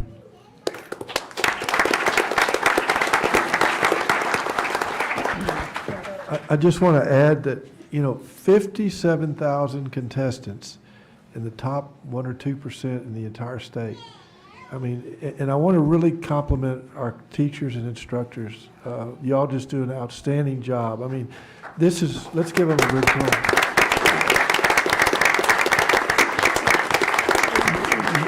This is an incredible accomplishment that these 4 kids have done this exceptionally well, representing our district and showcasing the arts that we provide kids. I mean, you guys are just terrific, and thank you so much for making us look so good. The sophomore, we'll see you back next year, okay? That's impressive. Thank you all so much. That's right.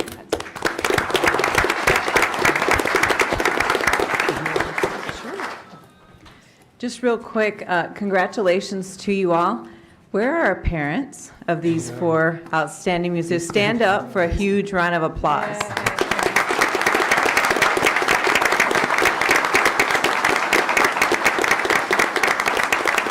Because these accomplishments don't come in a year. It's years of tenacity, and it's years of you all supporting them. So a huge thank you to you all, and congratulations to you all as well.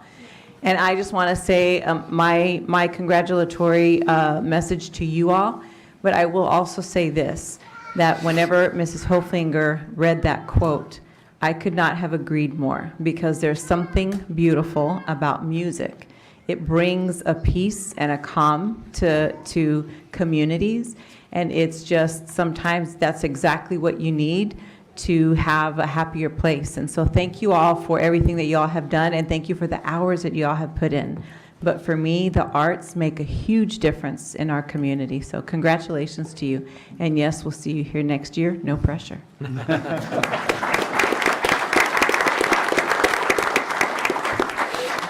Dr. Cortana, I think we should take that quote and put it on our website. You should. And with a picture of all 4. So. Yeah, absolutely. All right, thank you guys so much. Put my glasses on so I can see.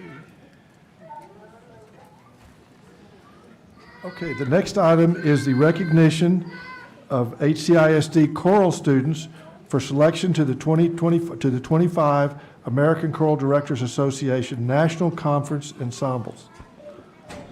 Kara Hoflinger. Good evening again, Mr. President, board members, Superintendent Dr. Corton, senior team, and members of the audience. It is also my pleasure this evening to be able to recognize our HCISD choral students for the selection of being selected to a national convention. We're very excited. ACDA stands for American Choral Directors Association. It's a national conference that floats around different states across the United States. This year is being held in Houston, Texas. And so we are very excited that they're going to be able to, Dallas, Texas. They're going to be able to travel tomorrow very early in the morning to be able to go have a similar experience to what our students had with the all-state process as well. We had 14 of our students, both middle school and high school, make it this year. And we had some students from GMS, some students from South, and some from HHS choral programs. And so at this time, I'm going to request Dr. Corton and Mr. Powers to come on down again for individual photos.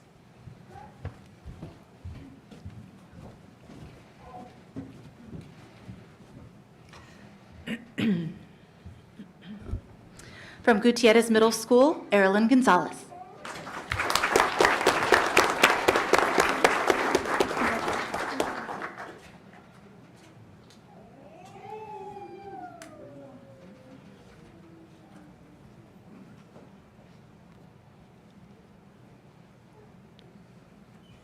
Madeline Gonzalez.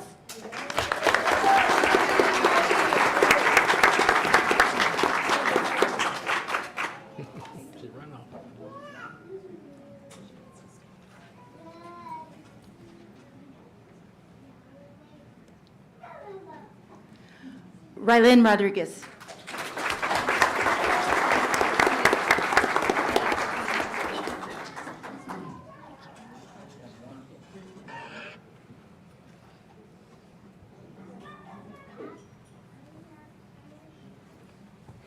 Mila Viela.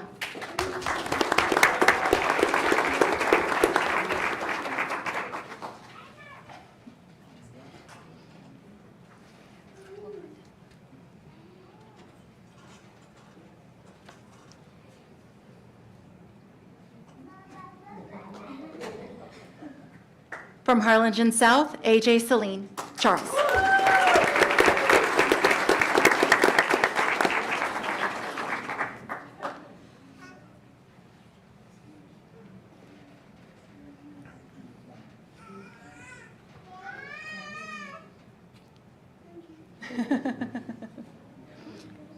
Erilyn Tobias.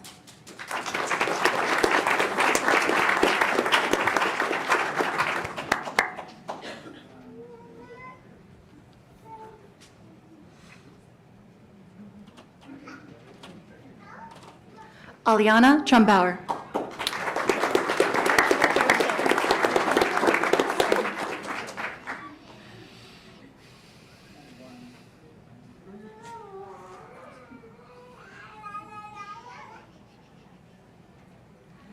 Valentin Perez.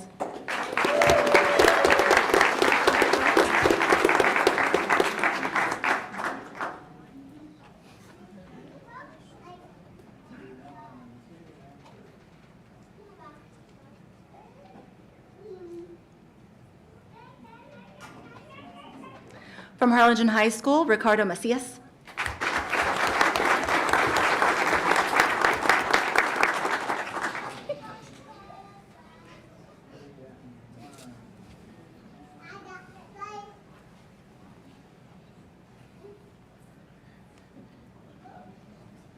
And Jamila Escobar.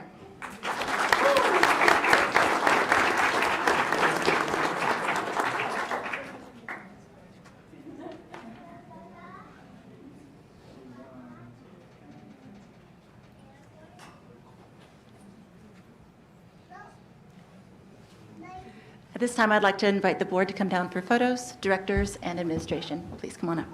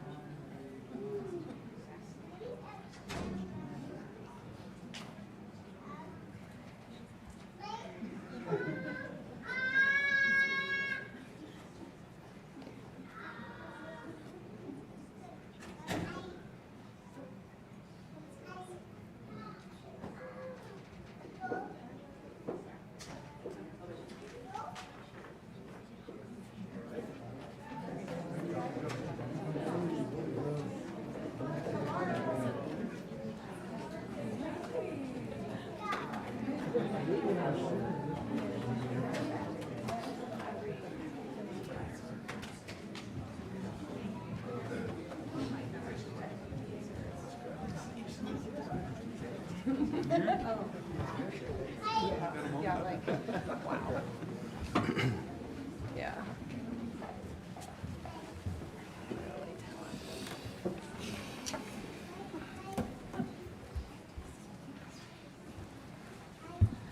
Mr. Powers, could I compliment these students? Yes, ma'am, please. Well, first off, congratulations. Good luck starting tomorrow. Safe travels, right? We wish you the very best. I was thinking about just looking at you all. You could imagine you could be talented at so many things, but it's like you have a secret power, right? And this amazing talent resides within you, and I just hope that you tap into it all the time and you share it liberally, because it brings such joy to so many people. We could just like spontaneously have them break out inside, it would be amazing. And so I'm just so excited for you and your future and your careers, and don't lose that secret power. And again, to the families, you've raised these amazing young people who have confidence to perform or traveling, like the experiences that they have because of this talent. We're so thankful to you for sharing them with us, and we wish them the very, very best. Congratulations. Mr. Leal? Great, thank you, Mr. Powers. And so many times we're speaking to groups of students that have already achieved something great, and you have. But now we get the chance to talk to you before you head up to a convention. And so what I just want to tell you is, if y'all sing half as good as y'all look and are dressed, you're going to represent us well. And so, I just want to wish you the safest travels. Go up there and represent Harlingen, Texas, the best that you can. You've earned it. You put in all the work, and now it's time to just let it shine. And really enjoy what you see around. There's going to be a lot of talented folks up there. You can probably learn a lot, and bring all that back home, and let's continue to grow these programs and show everybody what you got. Congratulations.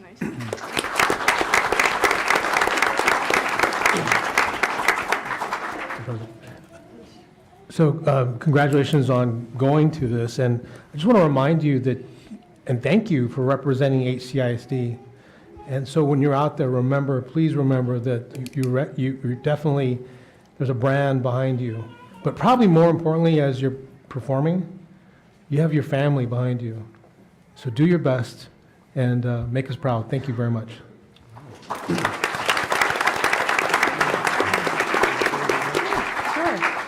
So parents, you can't get away with not standing up for a round of applause. If you have a student that's over here on our left, if you would please stand for a big round of applause. Let's see. There you go.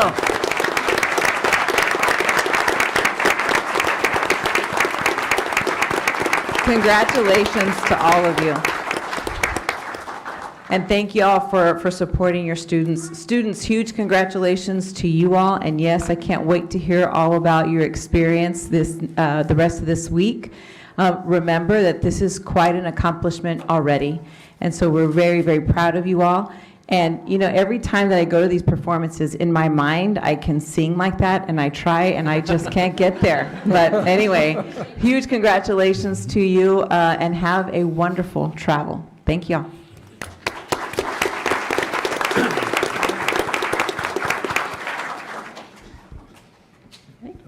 All right, well, let's move on to our next item, which is D, and that is recognition of students who qualified for regional and state swimming, diving, and wrestling, and the Texas High School Coaches Association ROC selection. Coach Rob Davies. Good evening, Board President, Mr. Powers, members of the board, Dr. Corton, senior team, and audience. Tonight we will recognize student athletes and coaches from our swimming programs, our wrestling programs, and one of our trainers recently selected by the Texas High School Coaches Association as a ROC. ROC is rare, outstanding, compelled, and knowledgeable. Dr. Corton and board members, please join us up front for congratulations and photos. It will be all of us. All of us? Okay.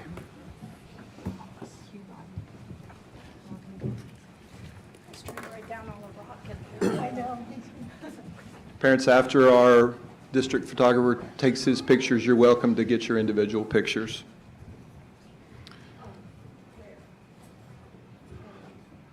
Our first recognition is from Harlingen High School South Swimming, state qualifier Eliana Wainscott.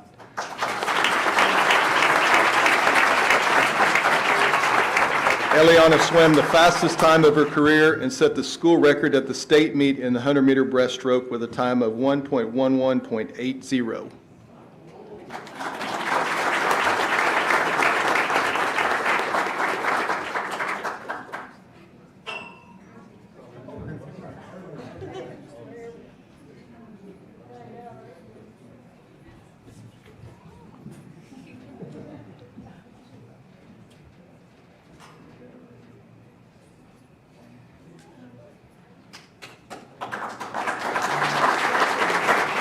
And Eliana, you can just stay put. We'll bring the rest of your team. The Harlingen High School South Boys and Girls Swimming and Diving Regional Qualifiers led by Coach Hector Castaneda, Coach Jerry Garza, and Yvonne Moran.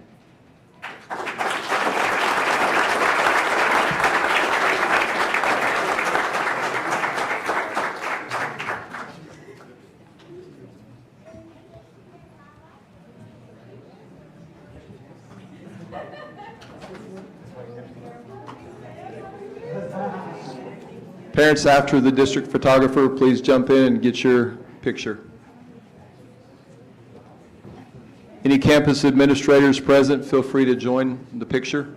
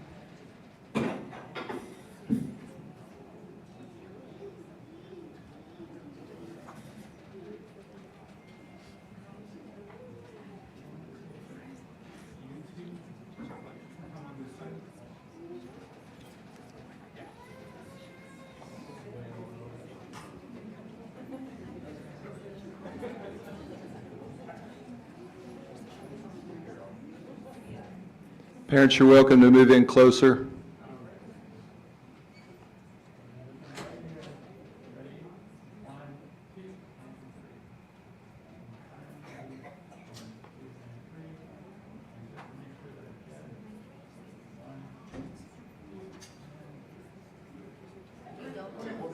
Hold that for more pics.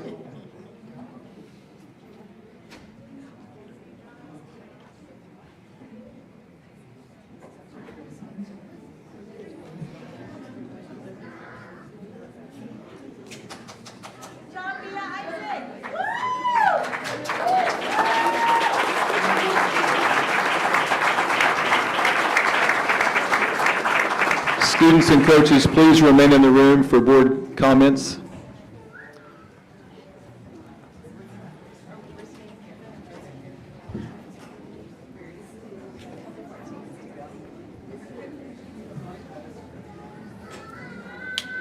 Our next group, Harlingen High School South Boys and Girls Wrestling Regional Qualifiers, led by Coach Jaime Salazar and Coach David Gonzalez. They're out there wrestling in the hallway.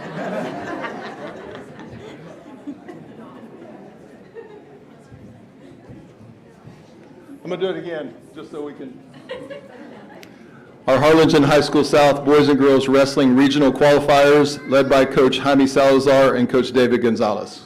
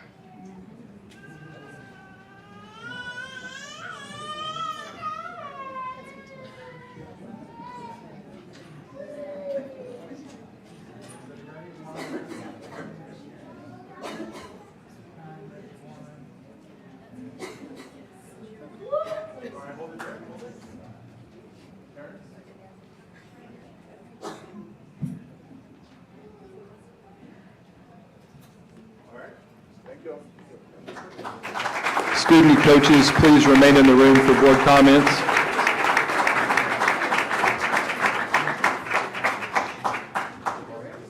Our next recognition, Harlingen High School South, Texas High School Coaches Association ROC selection, Marissa Martinez.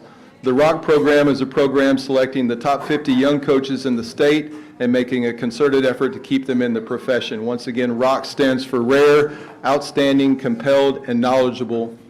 In addition to being a ROC, March is also National Athletic Trainers Month, and I'd like to take this opportunity to thank all of our athletic trainers who do a great job taking care of our kids.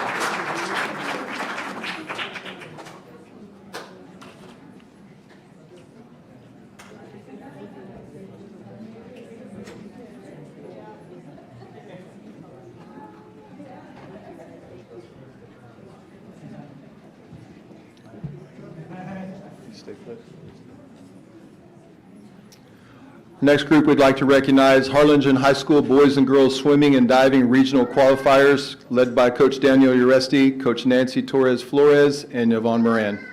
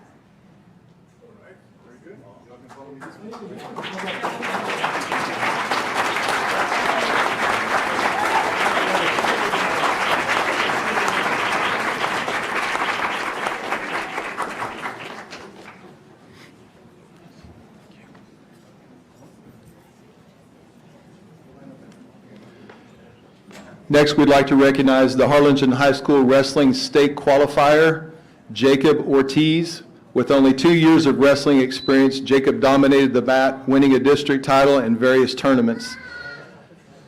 Jacob is only the second wrestler in HCISD history to advance to the state tournament. It's worth noting we've only had wrestling for 3 years.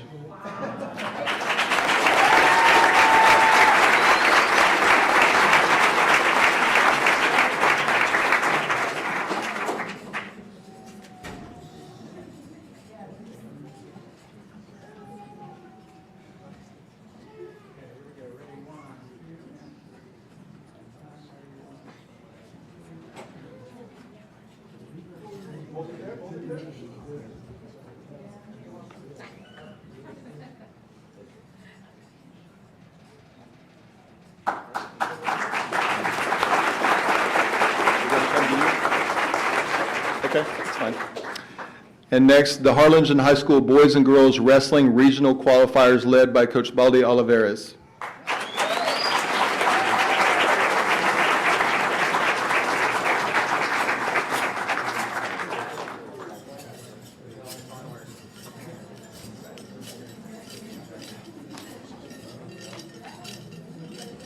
Looking forward to next year. And you're wearing a gold medal.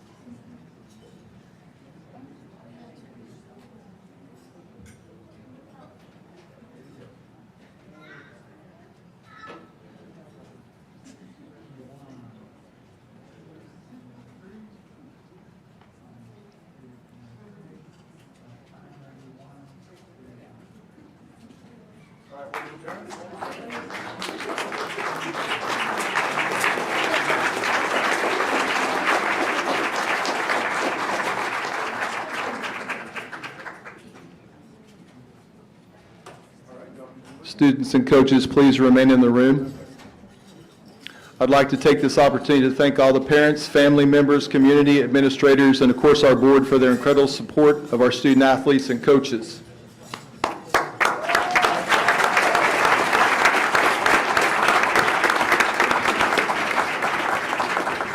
This concludes our recognitions for HCISD athletics. Board members, we look forward to your comments.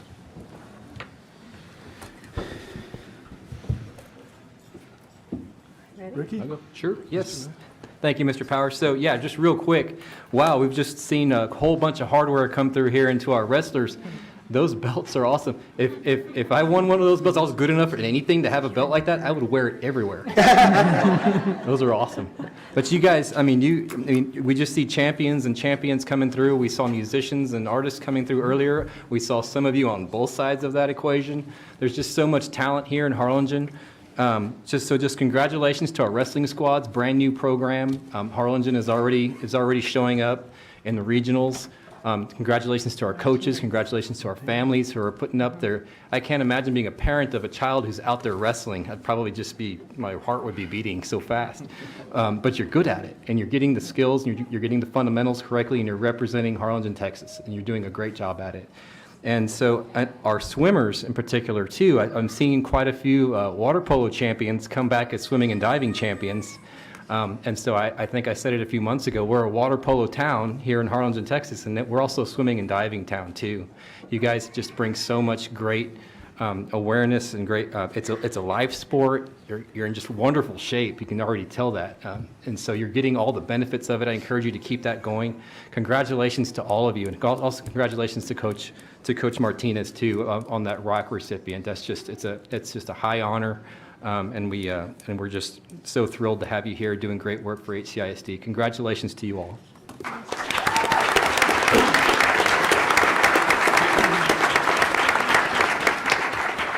Dr. Pettis? Sure, well, very impressive. Like Mr. Leal said, just congrats, huge congrats. Keep up the great work. You make us all very, very proud. You also intimidate the heck out of us as well. I just want to say that I'm really proud of all of our coaches. Coach Davey, starting with you at the top, but with all the coaches in our high schools and middle schools and they just inspire our kiddos. Not only in the teams they play in, but also in the classrooms. And you just make them better human beings. You make them better students, and you just make them better people. And I think it's impressive to see what you guys do as a team, as individuals as well. But don't forget the teamwork, and you probably in your classrooms have a lot of group projects, and you do a lot of stuff in groups and teams and stuff like that. You're going to do that at the next level too, in college and universities. And just remember, life is a group project, right? Life is a group project. Everything you do for the rest of your lives is going to be in a team, and so you guys do it better because you do this as part of your sports and everything else. And so I think continue to do that, continue to enjoy collaborating with each other, working together in a team, and you'll be more successful in whatever you do. But don't stop doing what you're doing, because you're going to be wellness and fitness experts, and we need more of that in this world these days. And so thank you for everything you do. You make us proud. And again, back to the district and what we're doing in athletics, Rob. I just love how we're taking this competitiveness and just making better people, better teams. It's going to help them in the future. I'm thinking even of what we did with cheerleading. Don't forget that even with the swimming and wrestling, there's scholarships for that in college. You can actually major in whatever you're going to do, going back to whatever you want to major in, whatever profession you want to pursue. But you could also wrestle. You could also swim at the collegiate level. You could also, for the cheerleading, I know they're not here tonight, part of this, but cheer and stunt and dancing and everything else. All of those things are opportunities at the next level. So proud of you. Keep up the great work, and we can't wait to see what your future holds for you. God bless. Thank you.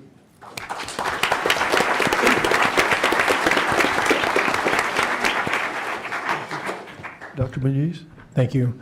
Congratulations to our swimmers, our divers, our wrestlers. It's, when we take a moment to look at what you do as athletes, it's incredible. I've had the opportunity to see our swimmers swimming. Man, it's intense. Our divers, it's really intense. I know each individual parent has probably seen your child do their activity, but man, all these activities, the wrestling, I was invited this summer to go see the wrestlers at the Cardinal campus. It's incredible. I mean, the sweat, the energy that goes into all of you, it's amazing to see what you guys do. So thank you guys for being amazing athletes and for representing ACISD. I also want to make a comment about our coaches. Coaches, when I look back and reflect on my life, coaches are what shaped my life. Coach Lunsford, Coach Longhofer, Coach Boffman, Coach Keelan, these are coaches that, when I look back, they shaped my life. So remember, coaches, you're shaping somebody's life right now. So continue to be amazing leaders, continue to represent ACISD, and do the best for our students. Thank you, guys.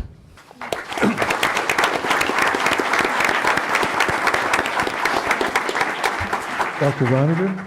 Mr. Powers, I too just want to add my congratulations across the board, my thanks to the coaches, my thanks to the families who allowed and supported their students to participate in public education and the athletic opportunities that are really uniquely afforded in this setting.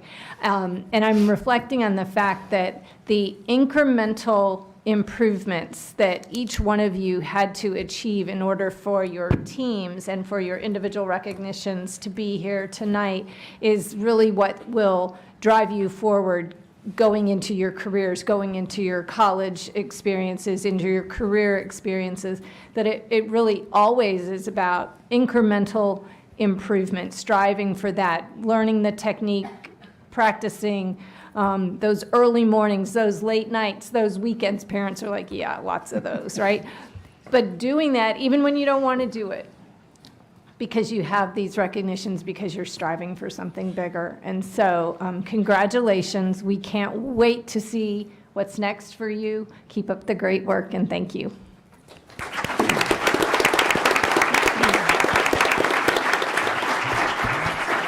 I just want to echo congratulations, is what the board has already said, but I just want the public to realize how far these programs have come over the years. The aquatics program, I'm not sure, Rob, how long it's been around, but we have come a long ways, and I credit you and your staff and the coaches and the talented athletes that we have in this district, and being able to give them the opportunity to show the skills that they really have. Just thank you for your championships and your competition and how you represent this district. I do want to call out two things tonight.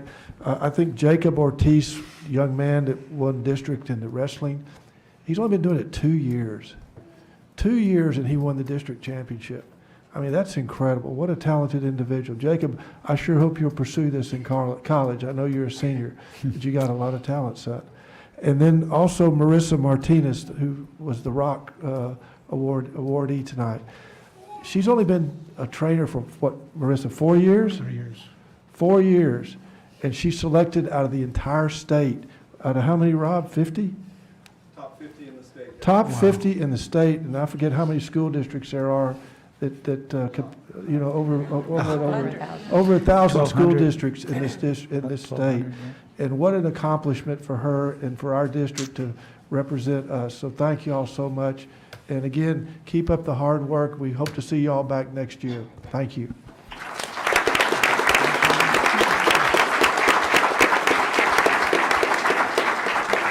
I'll make mine short and sweet, just real quick.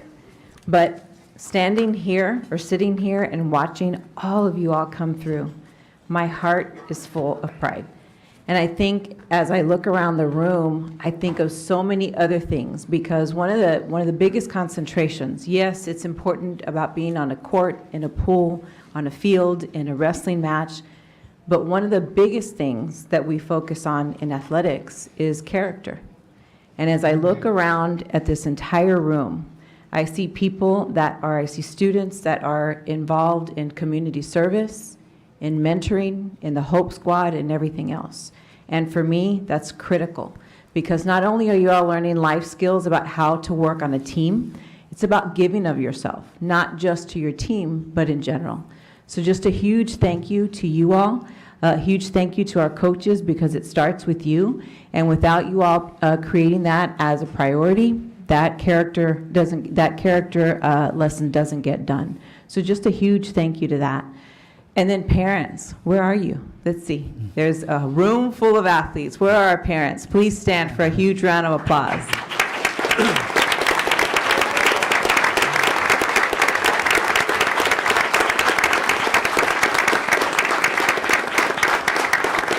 Thank you for all your commitment and your dedication. And students, congratulations to each of you. Huge, huge successes coming your way. Thank you.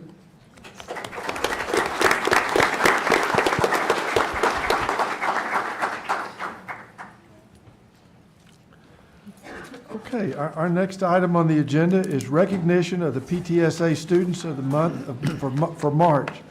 Sylvia Gamboa. Just come right here.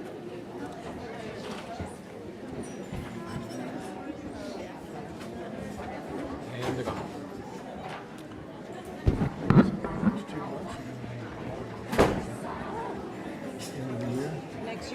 Next month we've got,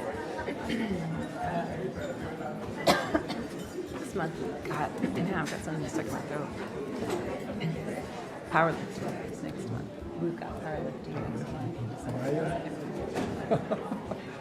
It's hard to believe that little skinny thing can do what she can do. Yeah.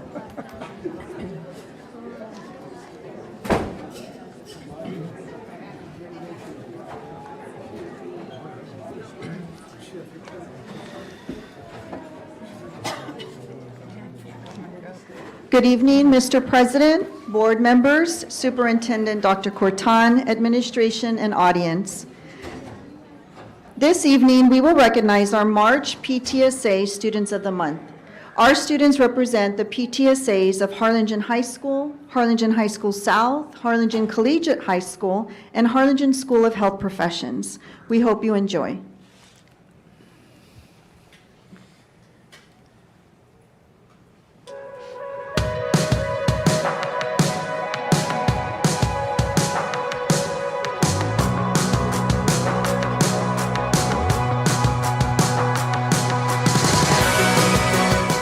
Hi, my name is Hadley Keith,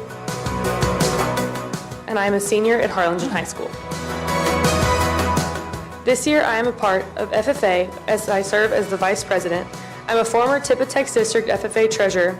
I'm a part of PTSA, National Honor Society, National Honor Society of High School Scholars, Highland Hustlers 4-H, Cotillion Club of Harlingen, top 10% of my senior class, and I was formerly a member of the varsity tennis team and a Texas FFA Foundation ambassador.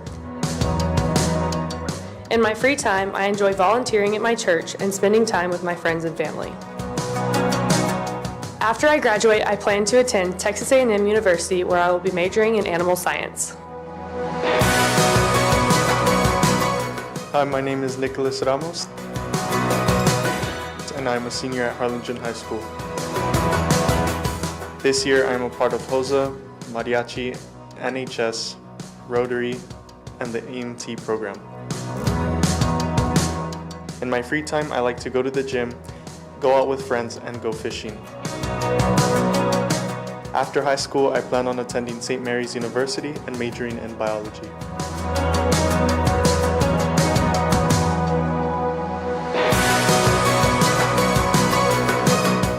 Hi, my name is Daniela Seguire, and I'm a senior at Harlingen South. I am president of the National Technical Honor Society, president of a Hope Squad. I am class treasurer for 3 consecutive years. I'm a member of the National Honor Society, Hawks for Christ, Student Council, PTSA, Science Club, the Blue Knights, and the Cotillion Club of Harlingen. I'm a participant of the ACDA First Study Abroad program, and I was a member of the varsity volleyball program. On my free time, I like to be with my family, hang out at the beach, and be with my friends.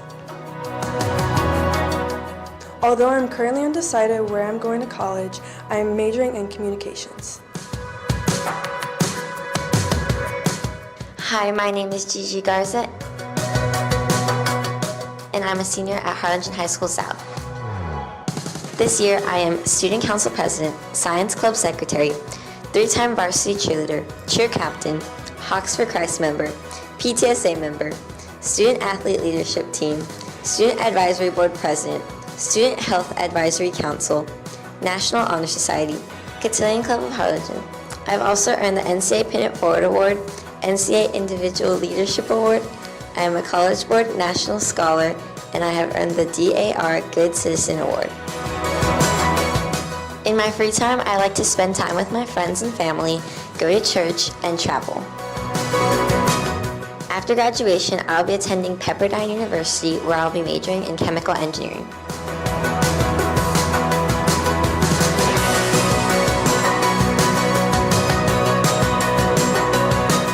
My name is Donna Garcia,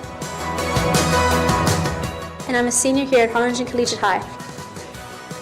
I am Student Council President, Class Vice President, Hope Squad Public Relations, Yearbook Co-Editor of Photography, and a member of HIC Student Advisory Board.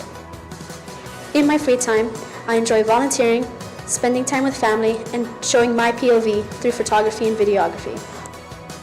Once I graduate, I plan on going to UTRGV to major in science in pursuit of becoming a physical therapist.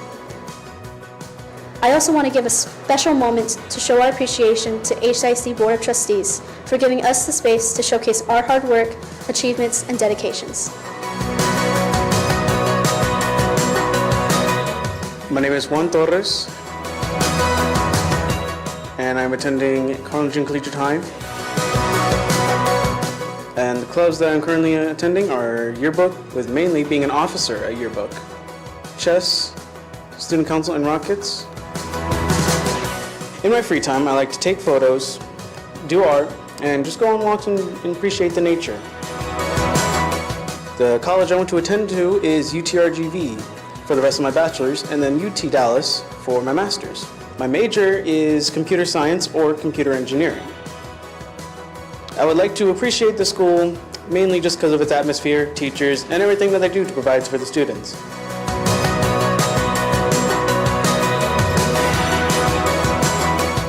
My name is Jacqueline Kate LaTalent.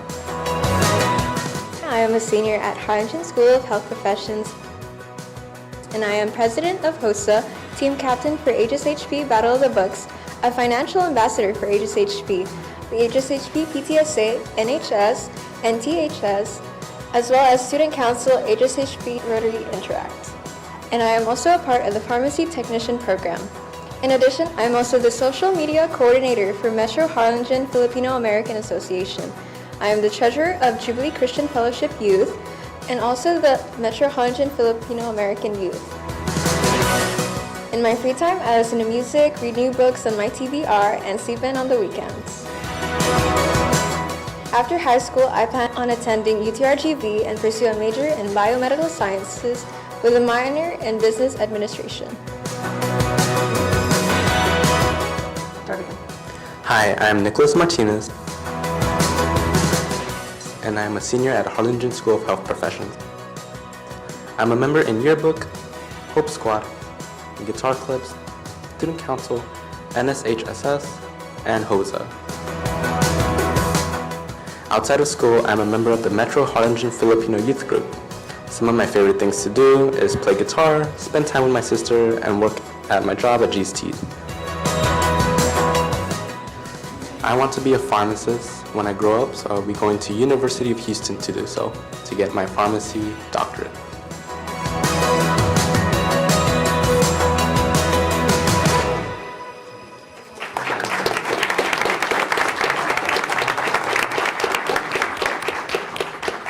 Congratulations to our Students of the Month. I'd like to also extend a round of applause for our students' family members joining us today. Family, can you please stand?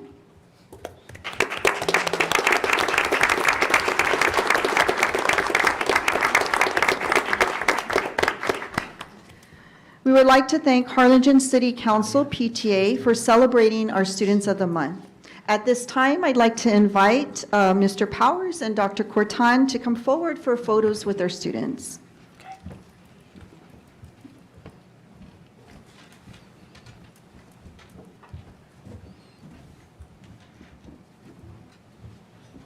Students, as I call your name, please come to the front for a photo. For Harlingen High School, we have Hadley Keith.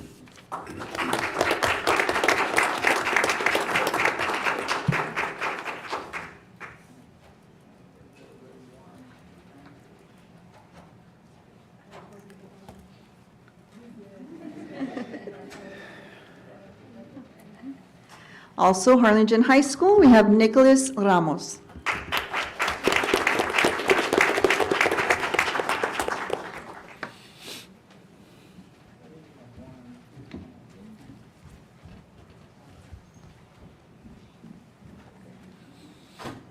From Harlingen High School South, we have Daniela Isaguirre.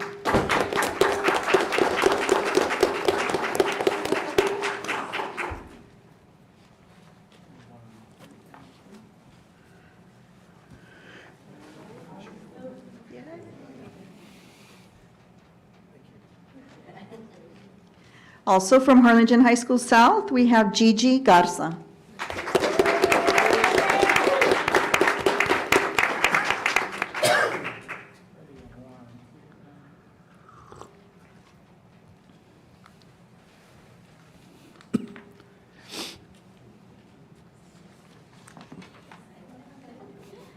From Harlingen Collegiate High, we have Donna Garcia.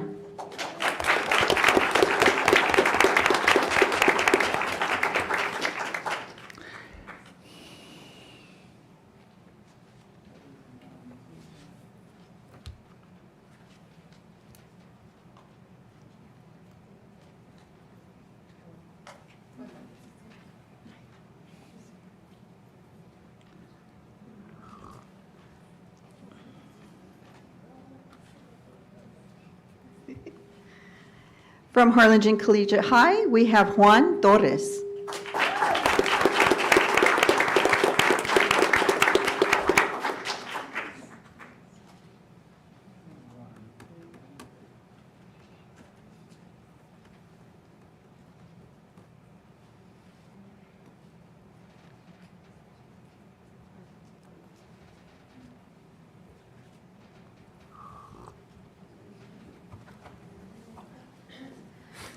From Harlingen School of Health Professions, we have Jacqueline Latawan.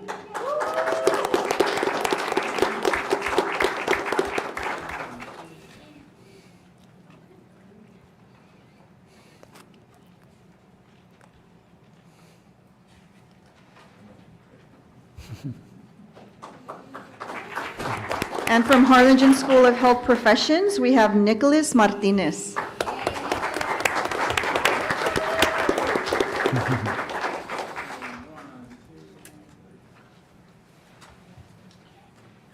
We would like to invite our Board of Trustees and campus administrators to come forward for a group photo with their students.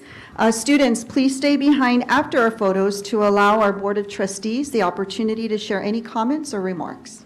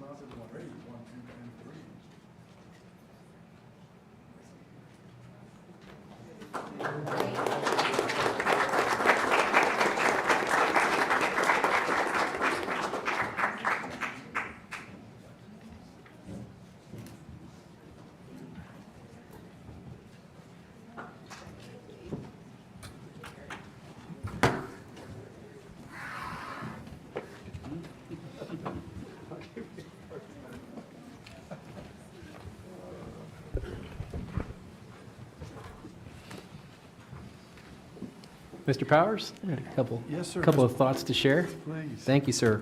Well, I mean, some of you all I've literally known since you were babies, Hadley, Gigi, and some of you I've known since your middle school, Daniela. We're just so proud of the people that you all have become. And we had Students of the Month in September, and I was asking them to finish out the year, finish it out strong. At this point, I just want to say thank you to each of you for just taking on everything that you've taken on with passion. You're so good at all the things that you're good at and the things that you're passionate about. And there's really no secret moving forward. Keep doing the same thing. When you're going off into school and into your lives, into your careers, families, I mean, just do the things that you're passionate about. You've already seen all the good things that can come about as a result of that. And if you do that, I just can't wait to see what you all are going to go do. I'd ask for at least a few of you to come back to Harlingen and share that gift with us here in town. But whatever you do, we're going to be so proud. Congratulations to your parents and to your families, all the teachers that have helped you along the way. You've just done such a great job, so congratulations.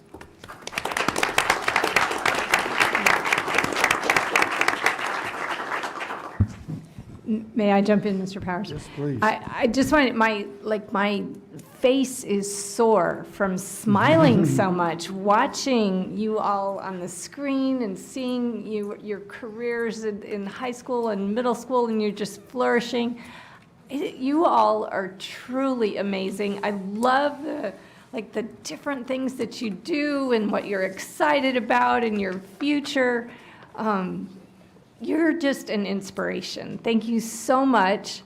Yeah, we're right at you're at mile 22, okay, of the marathon. So finish strong, and then just keep soaring. Congratulations.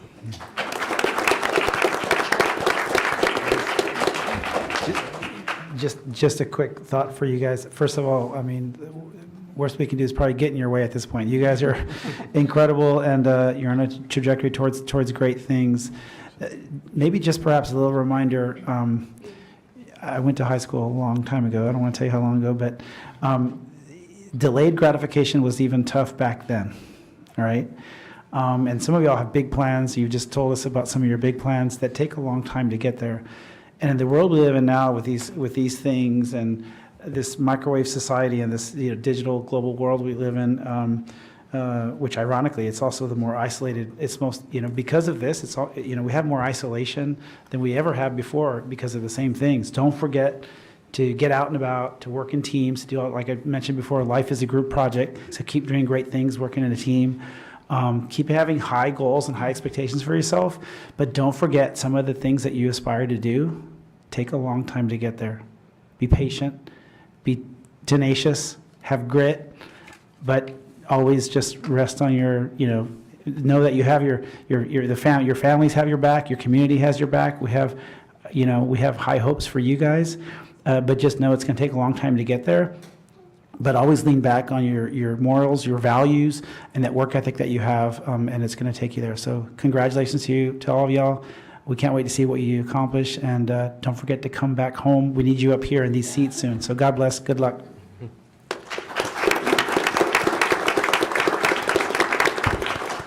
Mr. President, yes, congratulations, students. It's like Mr. Leal said, I've seen so many of you grow up from such a young age, and lots of crazy stories I could probably share. Daniela, right, with the puppy, and she knows what I'm talking. It's an inside joke, right? But it's cool to see you guys growing and just doing so well. And I'll leave you with some just words of wisdom that somebody shared with me, right? At one point in time, somebody sat me down and said, hey, you know what, Bobby? The secret to living is giving. And you guys are doing that now, but don't forget that. Continue to give back to your community, continue to give back to society, and just be the best versions of yourself as you possibly can. Congratulations.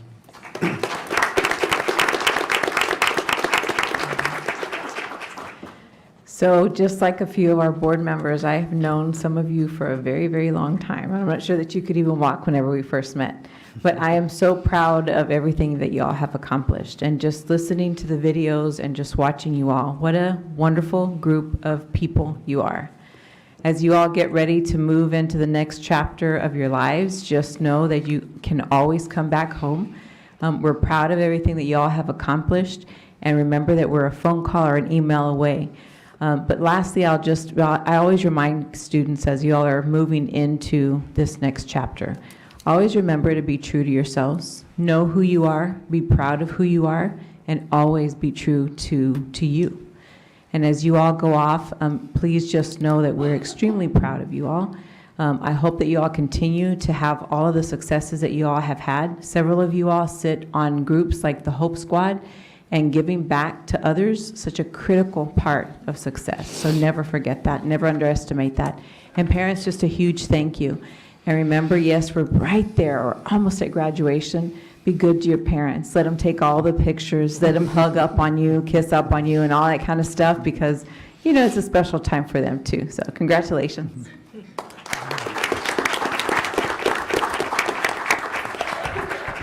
Okay. The next item on our agenda is our principal's report. And tonight we have Miss Melissa. Yeah. We have Miss Melissa Almaraz, the principal of the Lee Means Fine Arts Academy, and her extraordinary A-team. Woo! Awesome. Very good. I'm going to quote you on that, Mr. President. All right. Did you bring the entire staff Thank tonight? you. Thank you so much. I'm sure they volunteered to be here, right? Well, they'll tell me about it tomorrow. It's Celeste's second meeting in a row, so she's excited to be here. Thank you so much for that. Good evening, Mr. President. Thank you so much again for the honor of being here. Dr. Corton, board members, again, our senior team and audience members, thank you so much as we take a moment this evening to recognize the incredible legacy that we're leaving at Lee Means Fine Arts Academy. Mrs. Almaraz, your humble servant at Lee Means. And so this evening, we're going to take a moment to highlight the incredible work of our students, their achievements. But none of that work could be possible without the A-team right behind me. And so they've been standing for a little bit, sitting for a little bit. I'm going to ask them to stand, and I'm going to call them by name. And as I call your name, you can go ahead and sit down. Go ahead and stand up. Been sitting. There we go. There we go. Our incredible. Let's give them a big, big round of applause. Thank you, thank you, thank you. Our enrichment coordinator, Sandra Luna, thank you so much for being here. Our kinder lead teacher, Ms. Erica Vela Ledesma. Fourth grade team lead, Ms. Vanessa Serrano. Our special pops and special education team lead, we have Mrs. Sandra Ramos. Fifth grade team lead, Mrs. Celeste Santa Ana.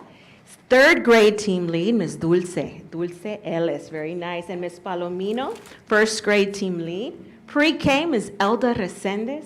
And second grade, we have Ms. Erica Rocha Escalon Rocha. Our instructional coach, Mrs. Maria Martinez.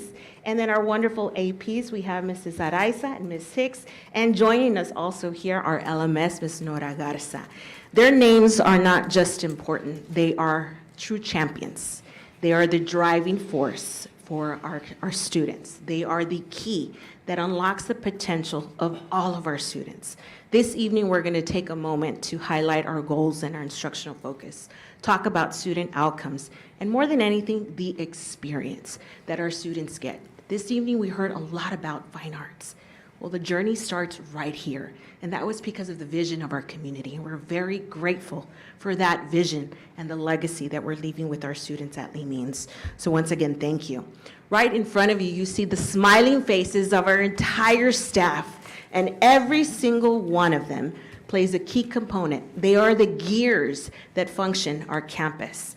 And so from our cafeteria staff members to our custodial team, every single one of them are teacher residents, and we're proud to recognize their hard work because it is again with their love that we focus on the connection for the heart of people, that commitment to students. So every day that we walk in, we all have that sense of accountability, that sense of responsibility to lead from the heart and to commit to kids and commit to each other. And so as we continue that conversation, that work does not go unnoticed. Every part of our instructional focus is about leading with instructional plans, being student-centered, focusing on growth, working the plan, and making sure that our interventions are targeted. But in addition, we have to take a moment to celebrate those gains, giving our kids that immediate feedback and celebrating with them in the moment. We work hard and we play hard. And that's part of the reason why our team and our campus is extremely special, because we give them the opportunity to take and navigate their interests in a creative way, regardless of what their passion might be, whether it is crocheting in an enrichment class, participating in baile folklorico. We bring all those pieces together. And none of that, again, cannot be untold without the unwavering support of our school community, our parents that have that buy-in and the mindset to ensure that our students are all successful. Every single one of them, 719 students at Lee Means from all walks of life.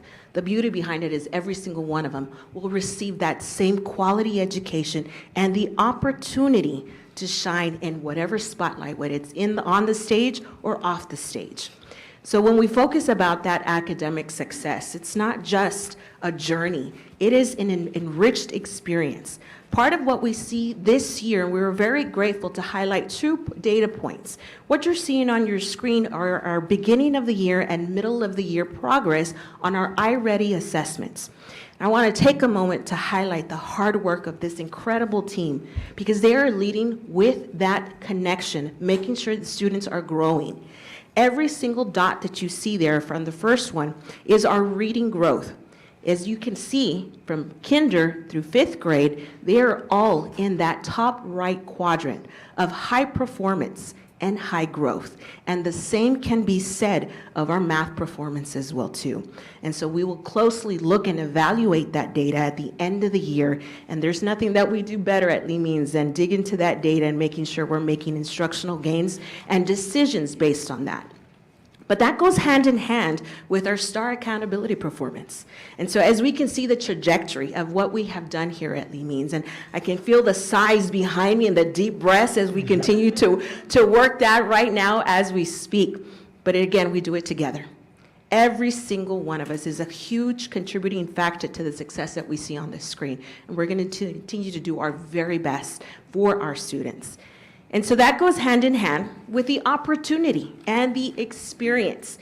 enriching the lives of our students, whether it's after school and our students are waking up early morning on a Saturday to prepare these swines. And I don't know what that smells like or what that might feel like, but I'm extremely proud of them for the preparation that they do with their rabbits, or whether they're invited to showcase at a halftime show at an arena for their hip hop performances, or they're singing to an audience, or participating in an art gallery. Our students shine every single way, and they have the opportunity to do so.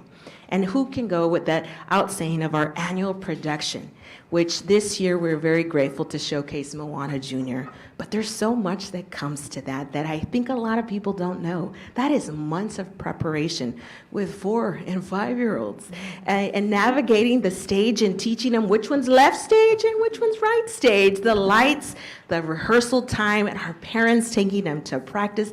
That is months of dedication. And I think that really truly prepares them for not just the stage at the Performing Arts Center, but the stage of life. They build character, they build confidence. And part of that experience is the camaraderie that they have with their teachers, with their family. And we can't wait to celebrate all of that hard work that they've done for that production after STAR testing. And so nonetheless, like I said, that extracurricular experience that we have truly is, whether they're on the chess team, whether they're battle of the books right over here on the robotics team, or they have that competitive edge to participate in UIL, right? And so I don't know where they get that competitive edge from. So nonetheless, I am very, very excited for the opportunity. I'm not sure if you're talking to us or to them. You can turn around and, no, I'm kidding. And part of that celebration is really what makes our team even special, even more special, is our speech drama debate team that's very unique in elementary. These students that you see here on your screen are competing against middle school and high school students in tournaments, different competitions, and placing. So you have kids as little as first graders competing against high school students and taking that feedback and growing that confidence and that character. So this evening, we're going to take a little highlight of these very same students and the work that our teachers, our coaches are doing with them in the classroom and practicing also all day on Saturdays. So let's cue that video.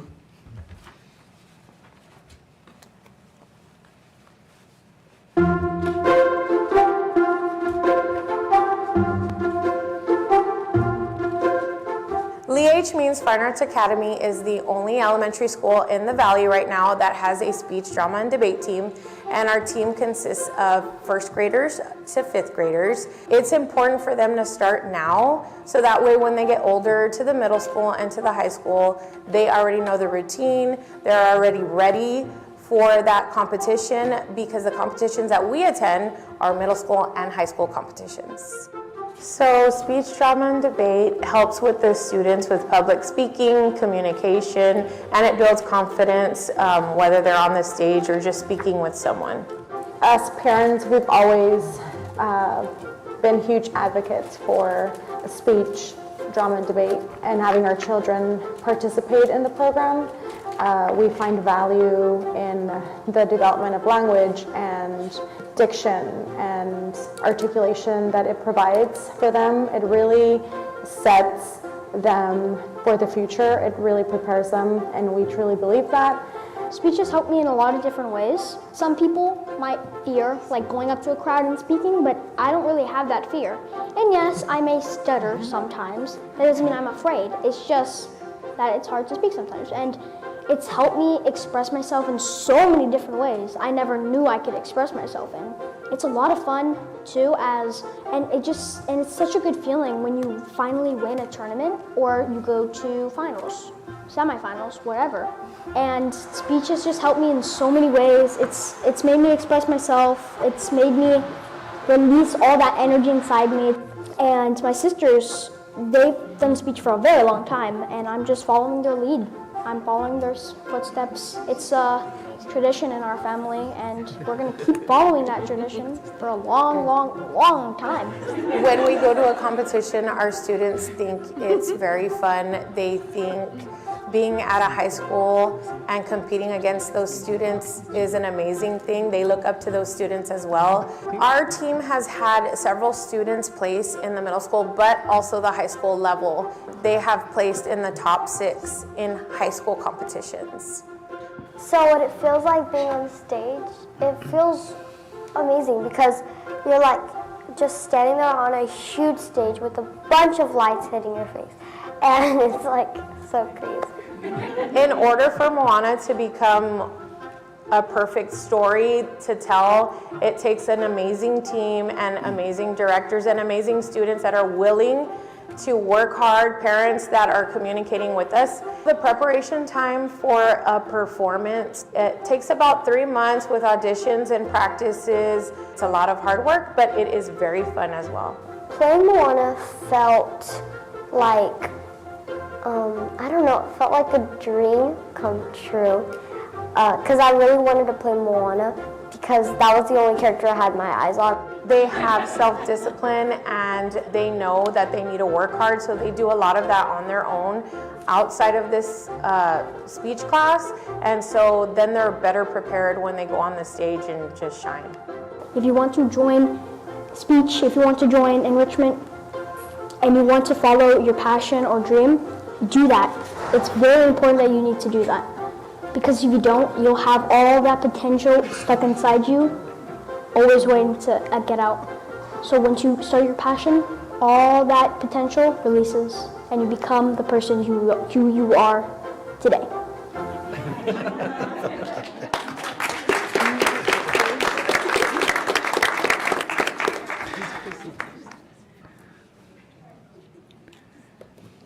So as you can see, the commitment and the passion and the journey starts with our students. But again, it is with the drive from our entire staff. And so we thank you for the opportunity to take a moment to highlight the incredible work of our teachers, the incredible work of our students, and the love from our parents. Every single one of us is committed to making sure they are successful, and we give them that equal opportunity. But that started with a vision, and with that I say thank you. Thank you so much. Wolverine Pride? It's hard to hide. Thank you. We welcome any questions or comments that you might have for us. Yeah. Dr. Pettis, you want to start? First of all, wow, congrats. This is probably if not the best video, it's probably one of the best, but I think it's probably the best video we've ever seen at a principal's report, so congratulations on that. And I'm not sure, what was the name of that young, eloquent, talented young teacher that was speaking? Is it Christian? Is that what it is? My God, I thought he was a teacher. I was like, he's pretty young. He could teach his principal a few things. Wow. So you have a lot of pressure when you have that much talent in your building. But I just want to congratulate you, Melissa, on obviously I think you have an amazing culture there, a culture of commitment, a culture of high expectations, and a culture of just sort of caring about all students and getting it right for all students. And I just love that it's a special. You have a special school there, and a lot of it's because of you and your team. But I love how you're really about the holistic education of kids, and it's just apparent that everyone's happy there. It's not they're happy to work there. They're happy to attend school there. The parents are happy to drop their kids off there and pick them up and go to attend events. It's just. It's a very special place, and a lot of it's just because of y'all's big hearts. Your commitment to excellence, but your heart for people, and again, just congrats on your leader. It's just wow. So thank you so much for being here tonight. Thanks for your report. Thank you. Hello. Sure, I'll have a couple of thoughts. Thanks, Mr. Powers. No, I just want to say, I can always tell when things are going well when the principal leads with the data. You guys, you're fine all arts, over our walls. Yeah, you're a fine arts specialist, so you could come in here and put on a show for us, and we'd be mesmerized. But the data backs it up, and so and how could you not? What is your name, young man?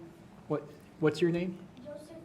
Joseph. When you see Joseph Garza every day, how can you not bring your A game? Absolutely. And Christian, who got a hand talker there, just like his dad. Just like his dad. Yeah. I mean, and your school is filled with them. So, I mean, I'll turn this around and say, I challenge you. I think Lee Means has a leadership role, not only in HCISD. I think y'all have a leadership role in South Texas to show what's possible.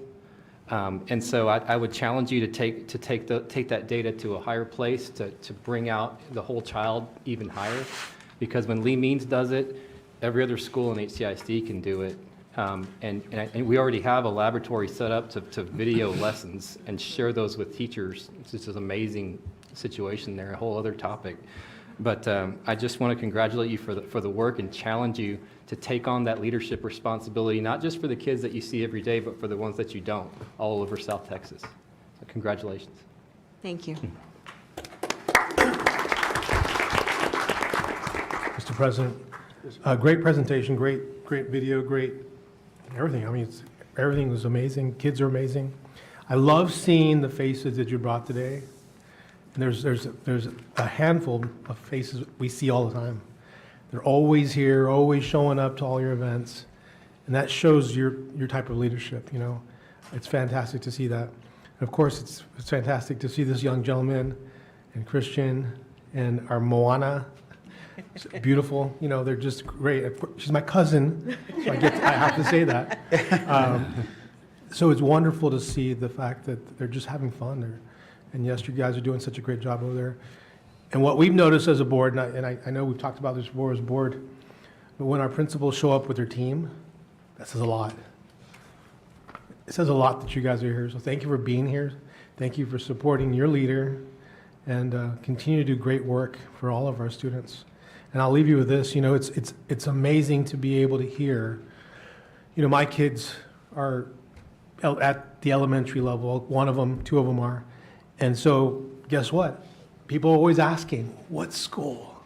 They always want to know, what's that magic school? Where's that magical school? And your name, Lee Means, is always up there at the top. So keep up the good work. Thank you. Awesome. So just to echo a few comments, I mean, what a successful program you've established out there. It's amazing what you guys are doing. And I think it's your leadership, your enthusiasm is infectious. It really is.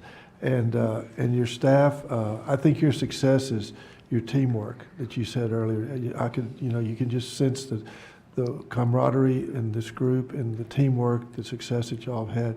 One of the things that amazes me is the confidence that you instill in your students. I mean, Joseph, Christian, I think Christian someday may be a senator or have his own talk show. He may be the next Johnny Carson, I don't know.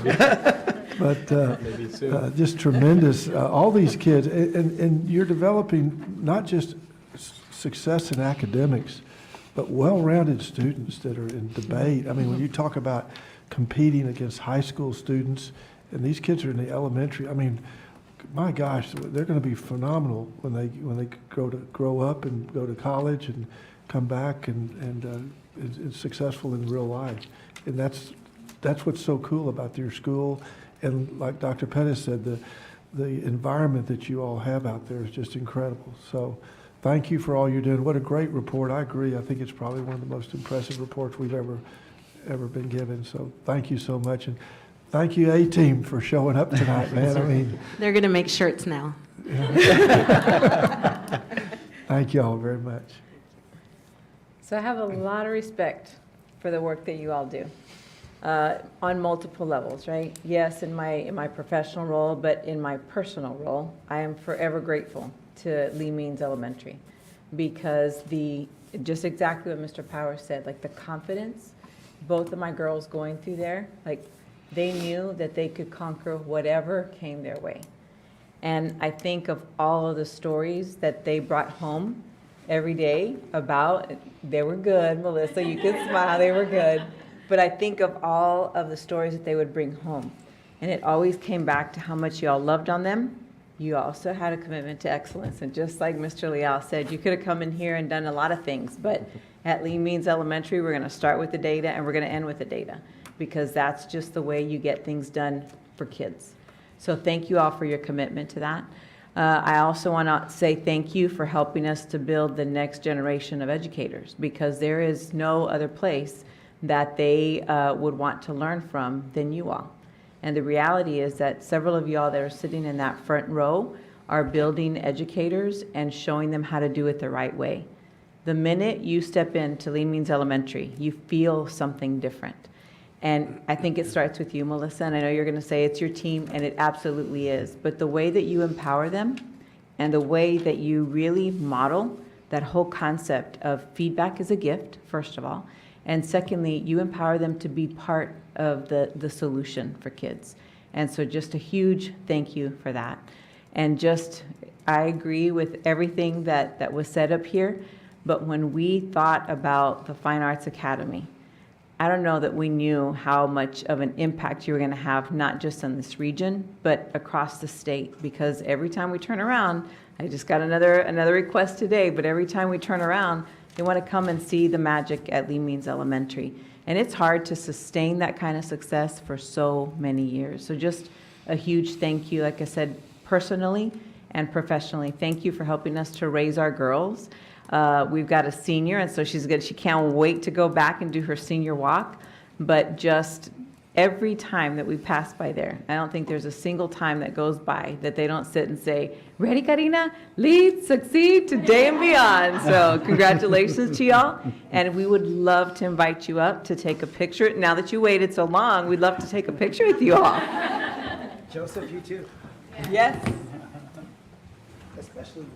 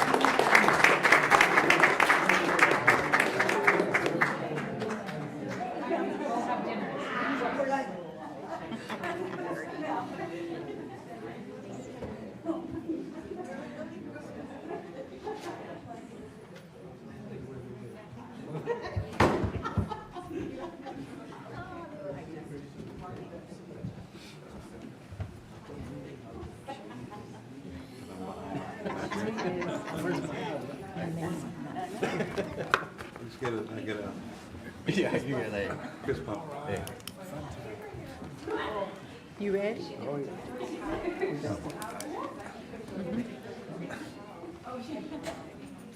Okay.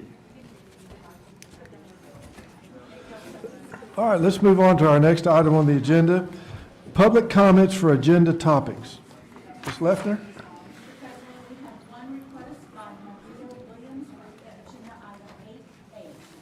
Okay. All right. Ms. Williams, I get to read a lengthy statement here. I'm required to do this, so bear with me. All right. The next item on the agenda is public comments for agenda topics to address the Board of Trustees. Before we begin, I will remind our audience members of the board's procedures for handling public comments regarding agenda topics. In accordance with District Policy BED Local, I will read the following guidance on public comments. Anyone who wants to speak during public comments regarding agenda topics must sign up prior to the start of the meeting and list the specific agenda item the public comment will address to discuss. All speakers will be allowed a maximum of 3 minutes to address the board. Any speaker who requires and is speaking through a translator will receive up to 6 minutes to address the board. Speakers are limited to items listed on the sign-up sheet. Complaints about employee concerns, student or parent complaints will be referred to other resolution channels within the district policy.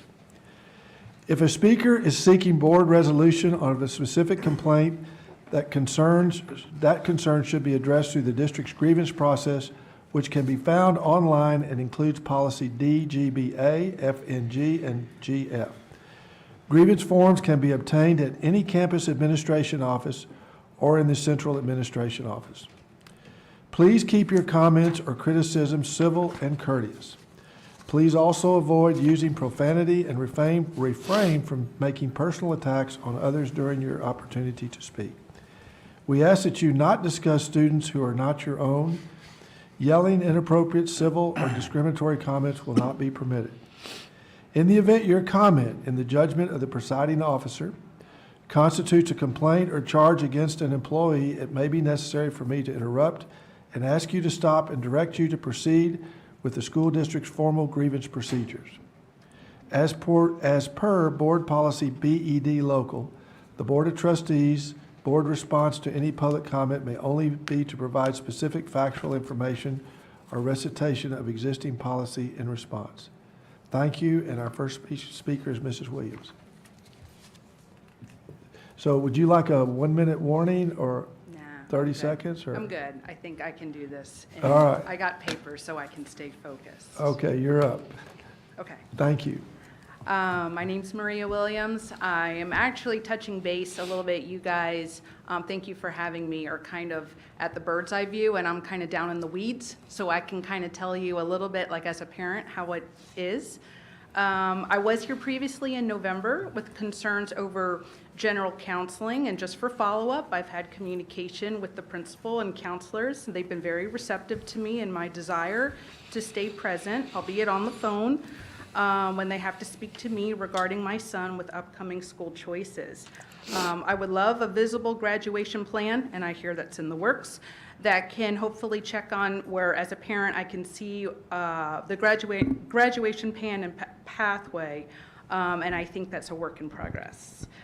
Today, though, I'm here for follow-up on the concern of band and sports, that both cannot be done per the mandated requirement for CCMR designation. I feel it creates barriers for varied learning. Every year, they have to take the 4 mandatory English, math, science, history, and that leaves room for either CTE, CCMR, or elective sports band.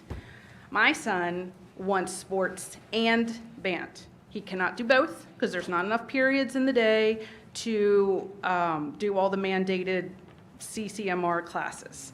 CCMR is an elective, just as much as band is an elective in terms for my child. I know the fine arts will lead him to more options with future plans, college funding, etc. I feel parents should be allowed a waiver to get their child out of these classes. I was told that if he passes the TSI in reading and in math, that negates the CCMR mandate. It will fulfill the designation. I always thought the TSI means college readiness, so I just assumed it should be a 12th grade issue, but my son's a sophomore. Needless to say, he disclosed it to me that the reading part of the TSI is hard. So looking back on his schedule, you would think that instead of taking a CTE or other electives, the TSI would be, since the TSI of reading is hard, his extra electives would be in reading. Nonetheless, the high school kids are being forced to choose sports or fine arts. I think my child is gifted. I know my child's gifted. He was here being recognized tonight for qualifying in regionals. He has a personal goal to get to state. He's been recognized here by you guys for his music ability last year as well. He could probably get a full ride in the band. He plays 3 instruments. He went to state as a freshman in quartet and scored a 1 in UIL competition. With this issue of CCMR accreditation, the world is not going to see his ability in band because he only chose sports because of the mandate that he has to do the CCMR. So the plan for my child is I'm going to bust his tail and he's going to pass this TSI in reading this year so we can be done with this. But there needs to be a way that parents, with their child's input, discussion, and the counselor principal, that we can get waivers so our children can have the highest potential. Thank you very much. We appreciate your comments. Thank you.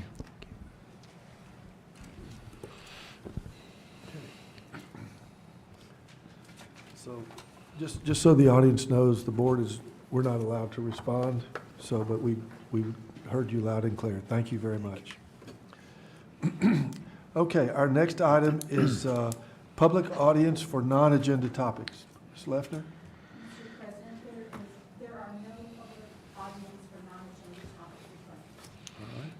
Okay, the next item we have is approval of the consent calendar, and we do have some proclamations this month, and if you will indulge me,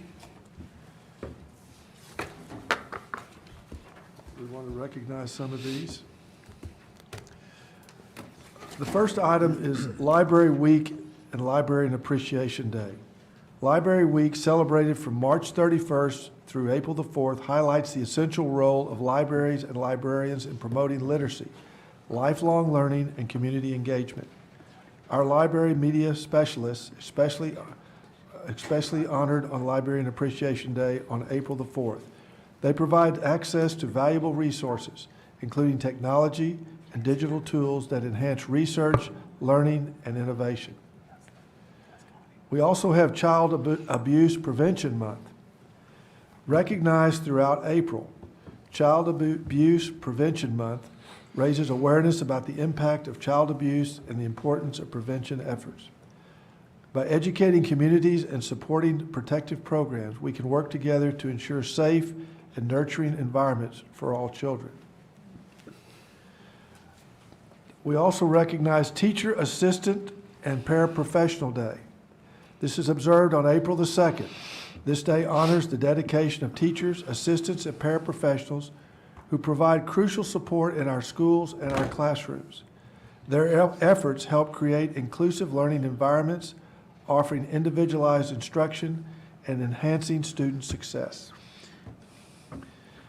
April is also World Autism Awareness Day. That is on April the 2nd. Marks the World Autism Awareness Day, a time to promote understanding, acceptance, and support for individuals with autism. This day highlights their unique strengths and challenges while advocating for education, inclusion, and early intervention opportunities. And finally, we have National Assistant Principals Week. This takes place from April the 1st through the 5th. We recognize the vital contributions of assistant principals who work tirelessly to support teachers, students, and principals. Their leadership fosters positive learning environments and making a lasting impact on schools and our community. That will conclude our proclamations. I think the rest of this is, we do have approval of minutes. Okay. Well, we can just, Mr. President, I move approval. Thank you for, by the way, that excellent review and overview and summary of the proclamations. Thank you for doing that. With that, if it's okay, I'll move approval of the consent calendar as presented. Second the motion. All right, moved by Dr. Pettis, seconded by Dr. McGee. Is any further discussion? All those in favor signify by saying aye. Aye. Aye. All right. We do have one item that needs approval, and that is don't we? No, it's part of the consent calendar. It's part of the consent, okay. Yeah, we're good. All right, thank you. All right, next is number 7, matters related to transformation of school support. Transformation Teaching and Learning Committee report. Dr. Corton, please. Mr. President, board members, senior team, and audience. Last week, we heard from our 2 principal residents. They came forward. This year, they've been working with our Teachers of the Year, and part of their work was to guide our Teachers of the Year in coming with a problem of practice and a solution. Whenever we had that presentation last week, we heard from our Teachers of the Year for at the district level. and they shared with us a little bit of their insight into areas that we might want to improve on as a district that would help to support our students and also enhance the experience of our teachers. Some of the things that they focused on was the wellness and what some of our initiatives that we could possibly consider there. And then they also talked about the extension of our teacher incentive allotment. So that was one of their recommendations.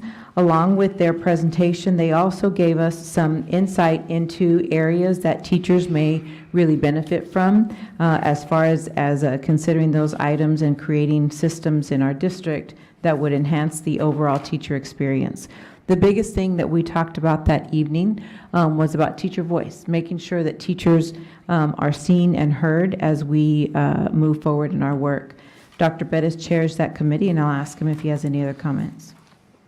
First of all, excellent summary. I continue to be impressed with not only the topics that you bring, Dr. Cortan, to the Transforming Teaching and Learning Committee meetings, but the quality of the presentations and the impact that they're having and really providing better, delightful learning atmospheres in all our campuses, but just showcasing how we not only take care of our people, but how we empower our people to do great things for our students in the classrooms. And so I love the teacher voice and teacher experience aspect of that. It's incredible what we're doing. And I just love how we're continuing to use our own people, our own design teams, in this case, the Teachers of the Year, to just do great work and bring forth the great ideas, so we can continue to do great things as a district. So again, thanks for your leadership. It was a great committee meeting. I can't wait to the next one, so thank you. I just want to add that I want to compliment you, Dr. Cortan, on your leadership in starting these tours that you're doing with the campuses, getting the input from the teachers, the principals. I think that there's a real sense in our community, HCISD community, that everybody has a seat at the table. And I think that's so important, because when everybody has a seat at the table, everybody feels important and works together. So thank you for doing that. All right, the next item on our agenda is matters related to curriculum and instruction. Consideration for approval of House Bill 3, Early Childhood and College Career and Military Readiness Goals. Tanya Garza. Good evening, Mr. President, Dr. Cortan, board members, senior team, and audience. Earlier today, you heard Cindy Castillo talk a little bit about the TAPR report, and she did mention House Bill 3. In your packet, you do have some of the items that Ms. Garcia and I will be speaking to. And so under House Bill 3, the Texas Education Agency requires local school districts to establish and adopt specific goals and plans for early childhood literacy and math aligned with the third grade STAR results, as well as college, career, and military readiness aligned with graduates meeting the readiness requirements. HCISD has established 5-year district goals that are specific, measurable, and include annual targets for each student group assessed under the Closing the Gaps domain. These goals will be continuously monitored throughout the school year to ensure student progress. In your attachments, the first 2 pages outline the early childhood math and literacy goals. On the top, you're able to see the 5-year goals. These are based on the district's 2024 third grade STAR meets and above scores. All right, so on that example there on the first 2 pages, you're able to see that based on our last year's scores, for instance, in literacy, we were at a 49%. And so in order to get to the recommended 60% proficiency level, you'll see the increments for the next 5 years. On the second page, you'll see the math goals, and the same thing, 44% at the meets and above. And so now you're able to see the goals for the next 5 years to reach the 60% recommended proficiency level in the state of Texas for the meets and above. I'm going to hand it over to Ms. Garcia, and she's going to share a little bit about CCMR. Good evening, Mr. President, board members, Dr. Cortan, senior team, and audience. Our CCMR goal, you'll see, like Ms. Garza mentioned, the attachment in your binder. It is a 5-year targeted goals. It is based on prior performance of students in the Closing the Gaps domain. Our 5-year goal is to ensure that 95% of our students graduate college, career, and military ready, equipping them with the skills, credentials, and opportunities to succeed beyond high school. These goals focus on increasing the number of students meeting CCMR indicators such as, and there's about 10 different CCMR indicators that students could achieve, such as successful performance on the SAT, ACT, or TSI testing, AP testing, earning IBCs, industry-based certifications, dual credit courses, or enlisting in the military. These goals do drive strategic planning by targeting yearly or 5-year outcome, and accountability, ensuring that we are preparing our students for life beyond high school while meeting state accountability measures. Do want to thank our high school principals for aiming and encouraging our students to achieve their CCMR indicators. So on this packet, you'll see at 2024, we had an 86% of students earn a CCMR indicator, and our 5-year outcome for 2028 is for 95% of our students to earn that CCMR indicator. The administration recommends approval of the proposed House Bill 3 Early Childhood and College and Career Readiness Goals as presented. Mr. President, I move approval of the House Bill 3 Early Childhood and College Career and Military Readiness Goals as presented. I'll second the motion. Motion by Dr. Pettis, seconded by Mr. Leal. Is there any further discussion? Just a quick question, follow-up, Mr. President, if I could. Obviously, earlier this evening, we had a public comment by Ms. Williams who discussed CCMR and her comments, and I'd love just to follow up, no hurry, just at the right time and in the manner of your choosing, Dr. Corton, just kind of to understand that better. Sure. As far as the conflict with choosing band and sports and you know, not being able to sort of keep track with the CCMR credentials. So I just want to make sure that we get this right, but I don't know that I understand it. So if you can kind of give us a deeper understanding and seeing what we can do there to obviously to get to that 95% goal that we're reaching for, but also to have as many students do both sports and band if that's what they want to do. So one of my biggest regrets, we didn't have this issue back then. I could have easily done both, but I thought I was a real athlete, and I quit band. This is probably one of my biggest regrets in my life, as far as I did great things in high school, but I think you know, quitting band was a huge mistake. And so if those folks that want to do both can do both, I think we need to you know, allow them to do that. So I'd just love to understand that more. Sure, Thank you. absolutely. We can add that. Good point. Really good point. No, I'd say too, just going back to the Stone Ages, I remember getting out end of junior year out of band, and it's been a problem for decades, choosing band or sports. And if there's a way to solve that puzzle, I'm sure we would have solved it by now. And again, recognizing that these are state, you know, sort of mandates and sort of goals as far as the CCMR and everything else, but I just want to make sure that if, you know, anyway, we have the bright educators and folks that understand education policy better than we do. I just love to understand that better, so thank Absolutely. you. All right, if there's no further comments, then we will proceed to vote. All those in favor signify by saying aye. Aye. Those opposed, motion carries. Item number 9 is matters related to human services.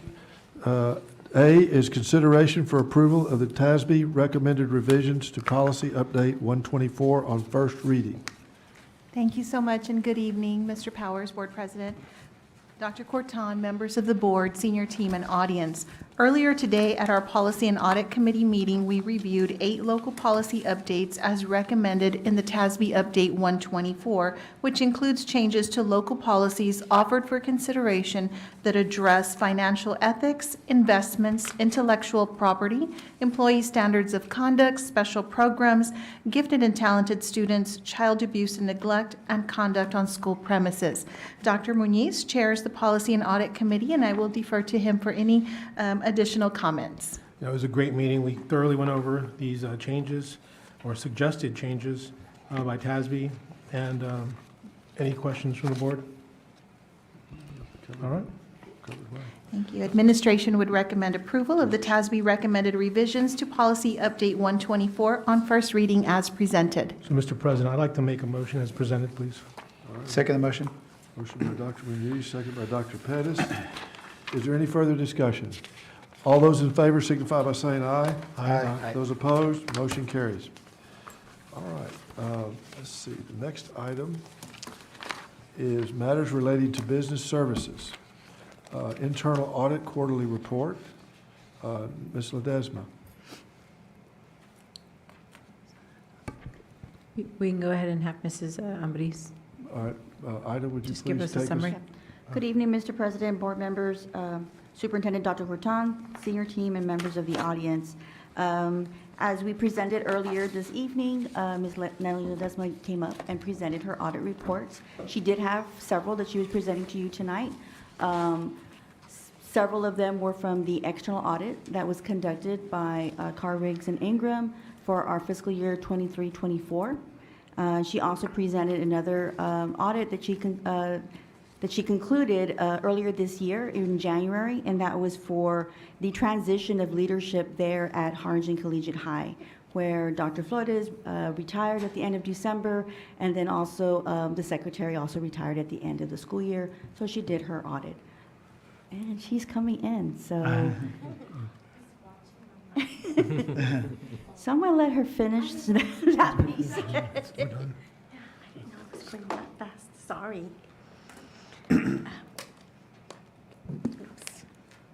Good evening, Mr. Powers, members of the board, Dr. Corton, senior administration, and audience. The Policy and Audit Committee and I met earlier today and heard 8 audit reports. One of the audits was the annual audit of activity funds, all campuses and departments of the district.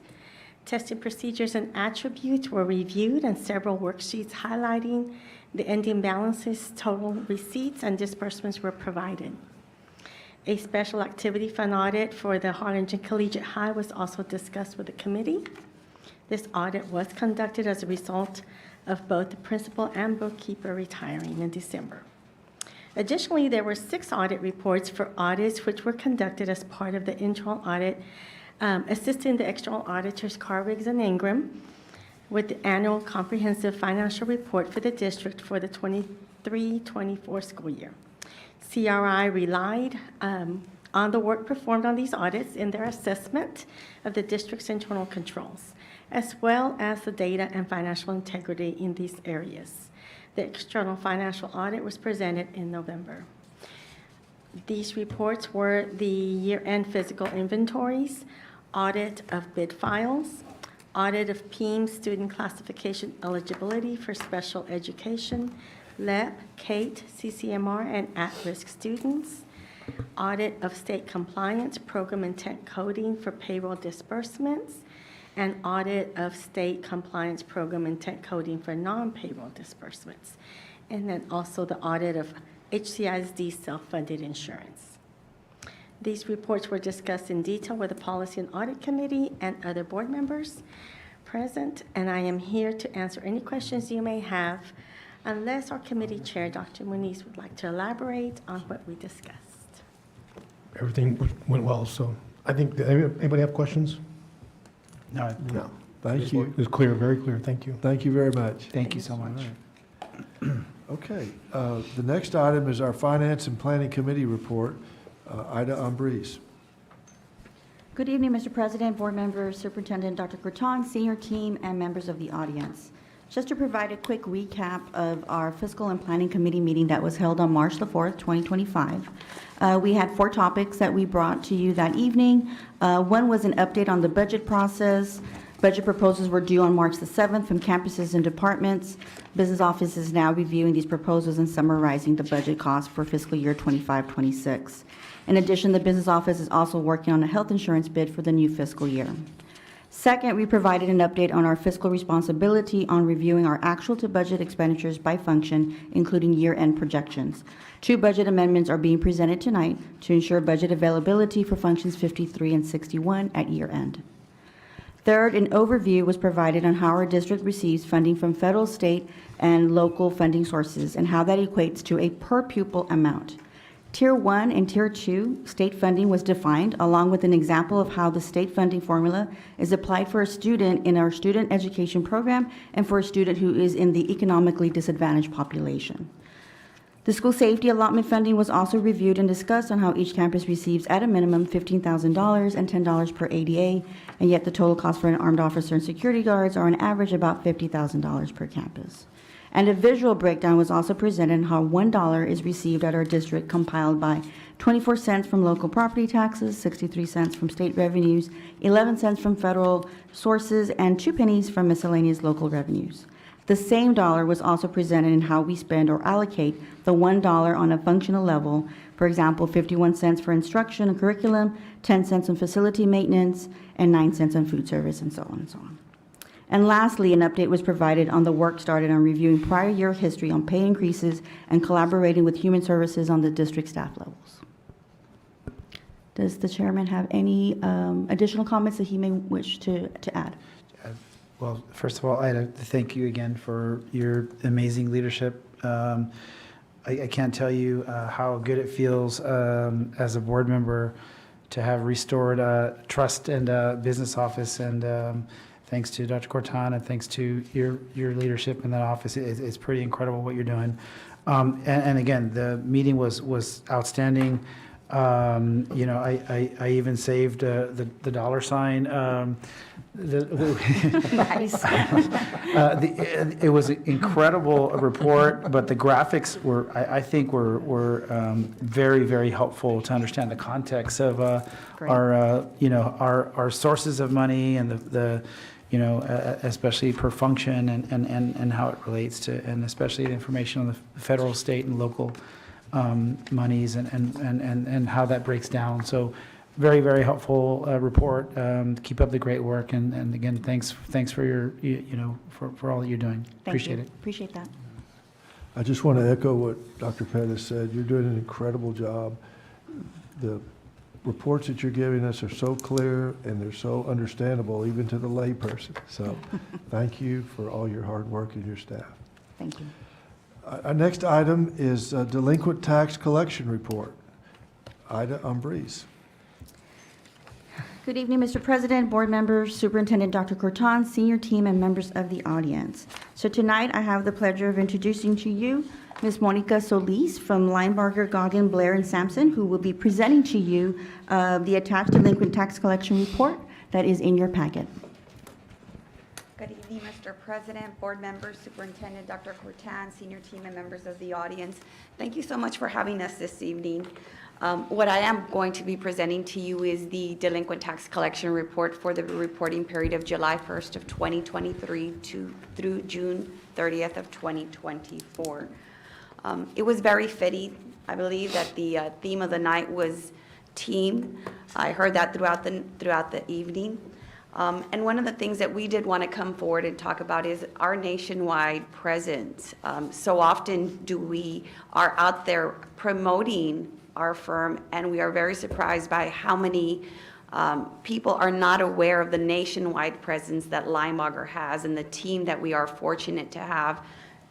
And I'm sorry I didn't introduce Mr. Garcia, who's with us tonight also as well. If you all have not had the pleasure of meeting him already, he is the new managing partner of the Brownsville office, Jeffrey Garcia. He comes to us actually from our San Antonio office, but he is not a stranger to Brownsville at all. He's previously was in our Brownsville office many years ago, and I was very fortunate to work with him at that time. I'm very fortunate that he is now at our Brownsville office.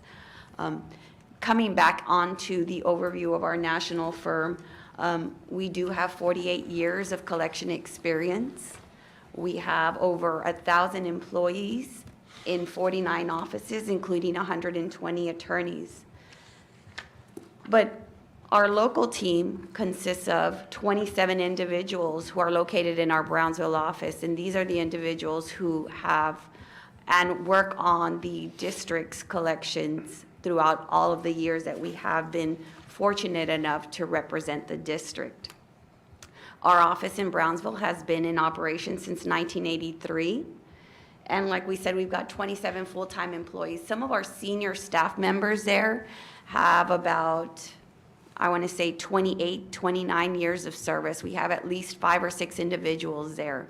Some of our freshman team is probably about 5 or 6 years of service, and everyone else there has about 15, 16, 17 years of service. So we have a great staff and a great team in place, and I'd invite each one of you to come and see our office if you've never had the opportunity to come over to our Brownsville office.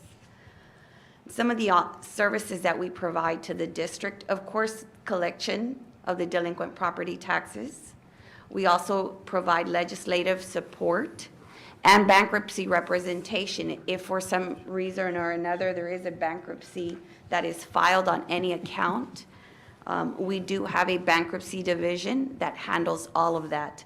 We also have a property value and appeals and homestead exemption analysis division that handles the property value studies on behalf of the district.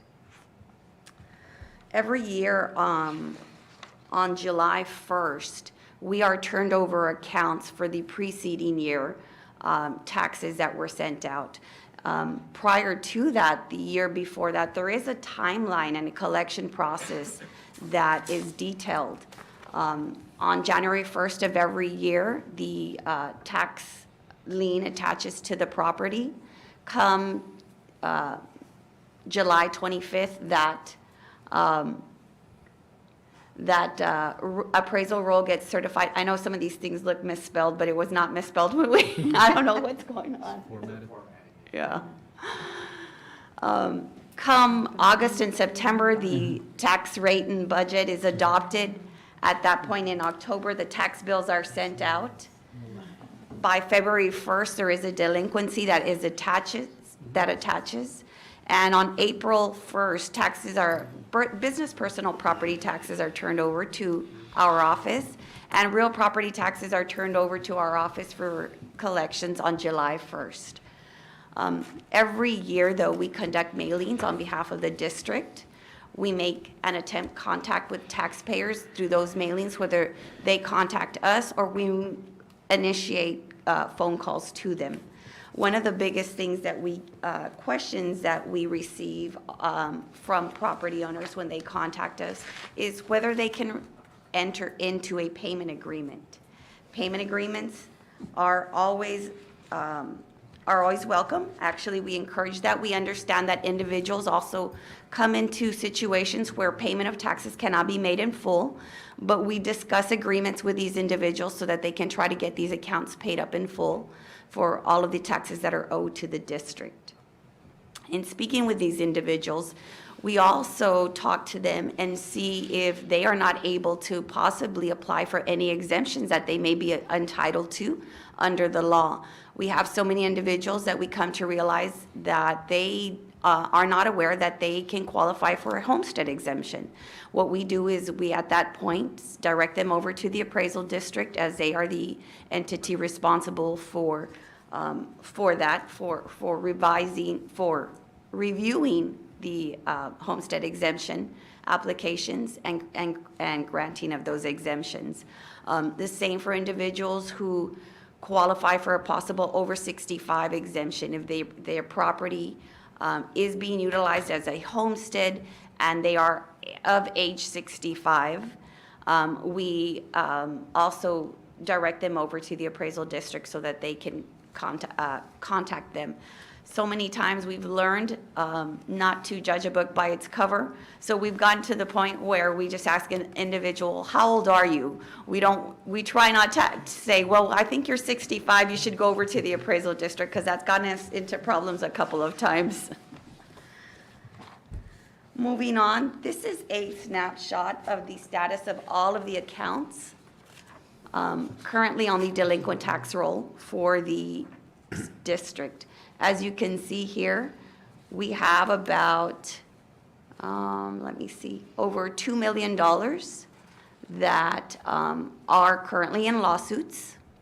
We have about over $5 million that currently hold either a homestead, a deferral, a disability exemption, a veterans exemption, or over 65 exemption.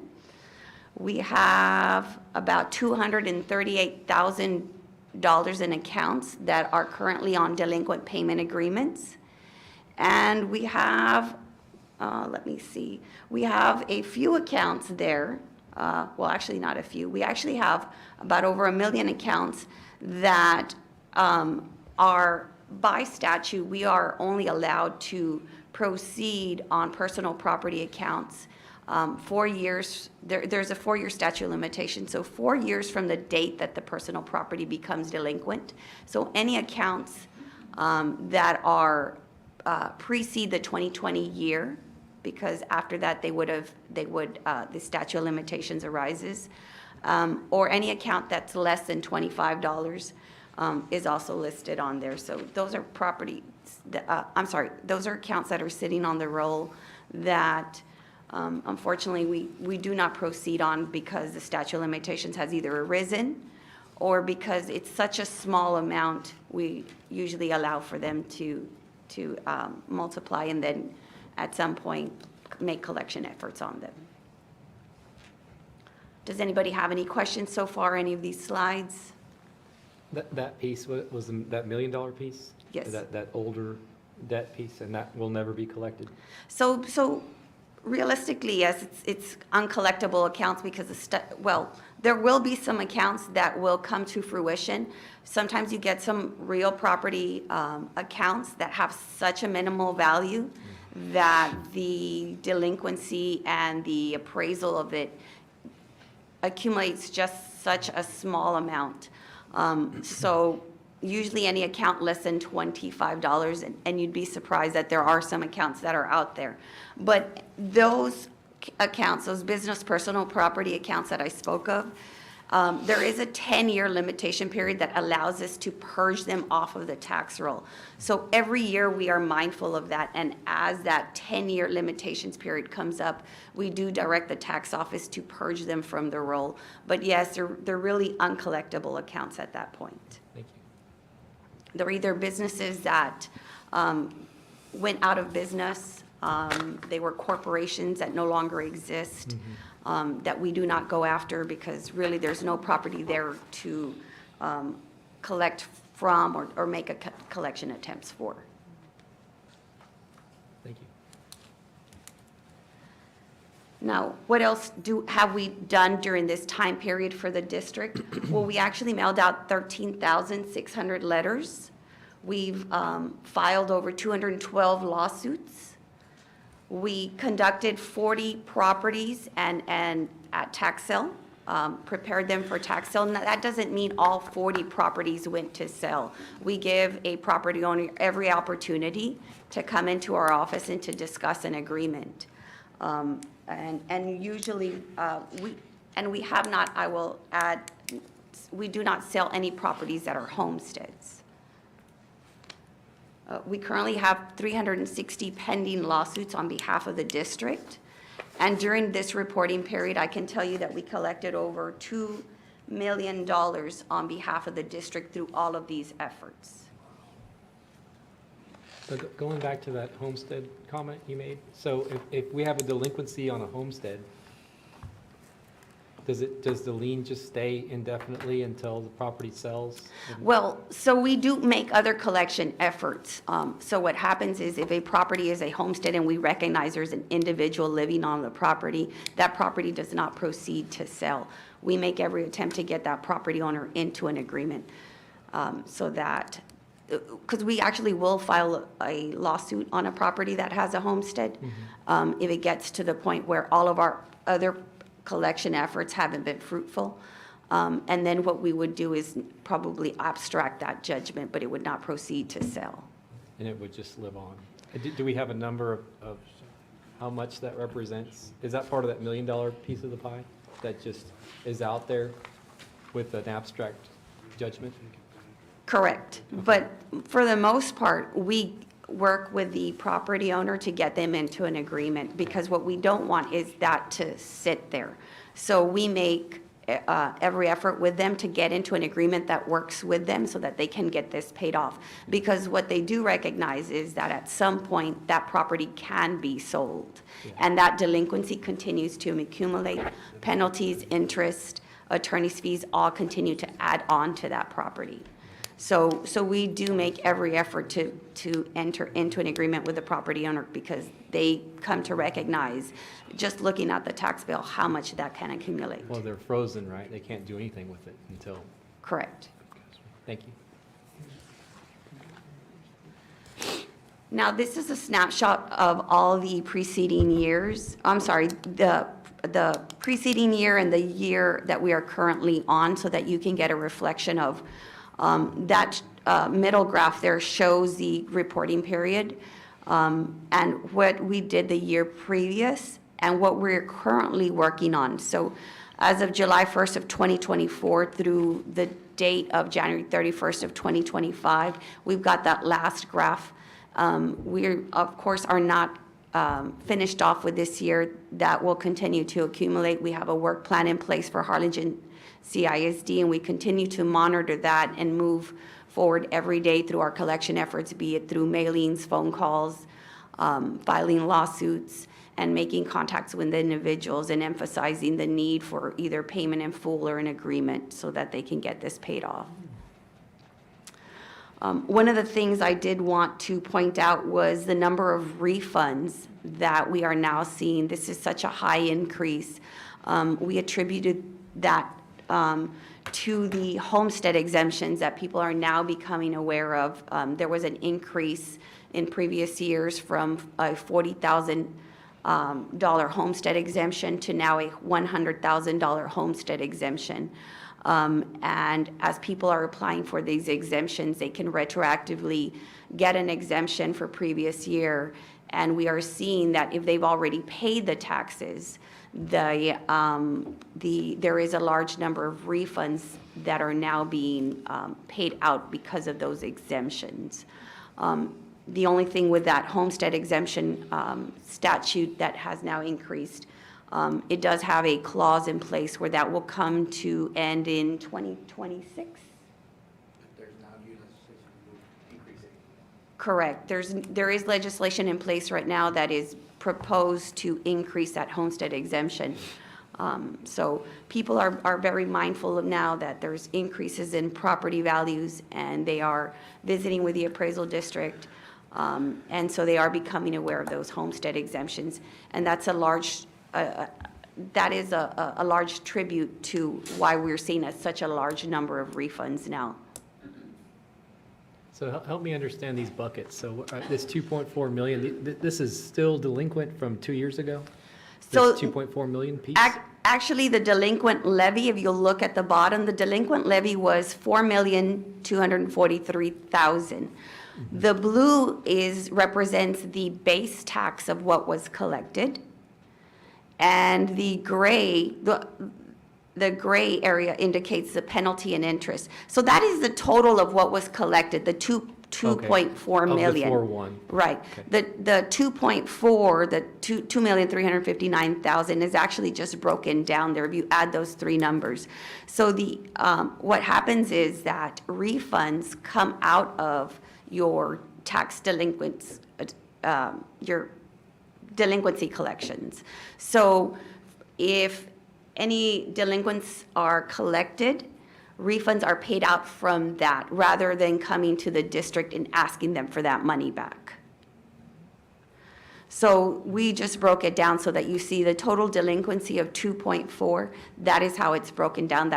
So there was another $1 million or so that was collected, but that the district actually never received because it was taken from there for refunds. Right, okay. So we're still unpaid 1.6, 1.7 from 2 years ago, right? The difference between the 4.1 and the 2.4. Yes.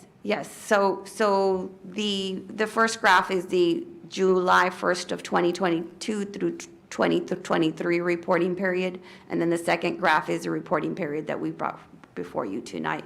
We just put that up there so that you could see a reflection of previous years. And but in your experience, just as a percentage, are we collecting at a pretty good rate? Yes, Okay. yes. Good to know. Yes, and so if you look at the very top, so what we collected for the district in this reporting period was almost the same, just a couple $100,000 less. And that's all I have for you tonight. Thank you so much. If you all have any further questions or need clarification on anything that we presented. Thank you. Thank you so much. Great information. Thank you all. Monica, thank you. Mr. Powers, I'm sure I'll hear from you before the end of the week on something. Oh, yeah. I'll be calling you. Thank you.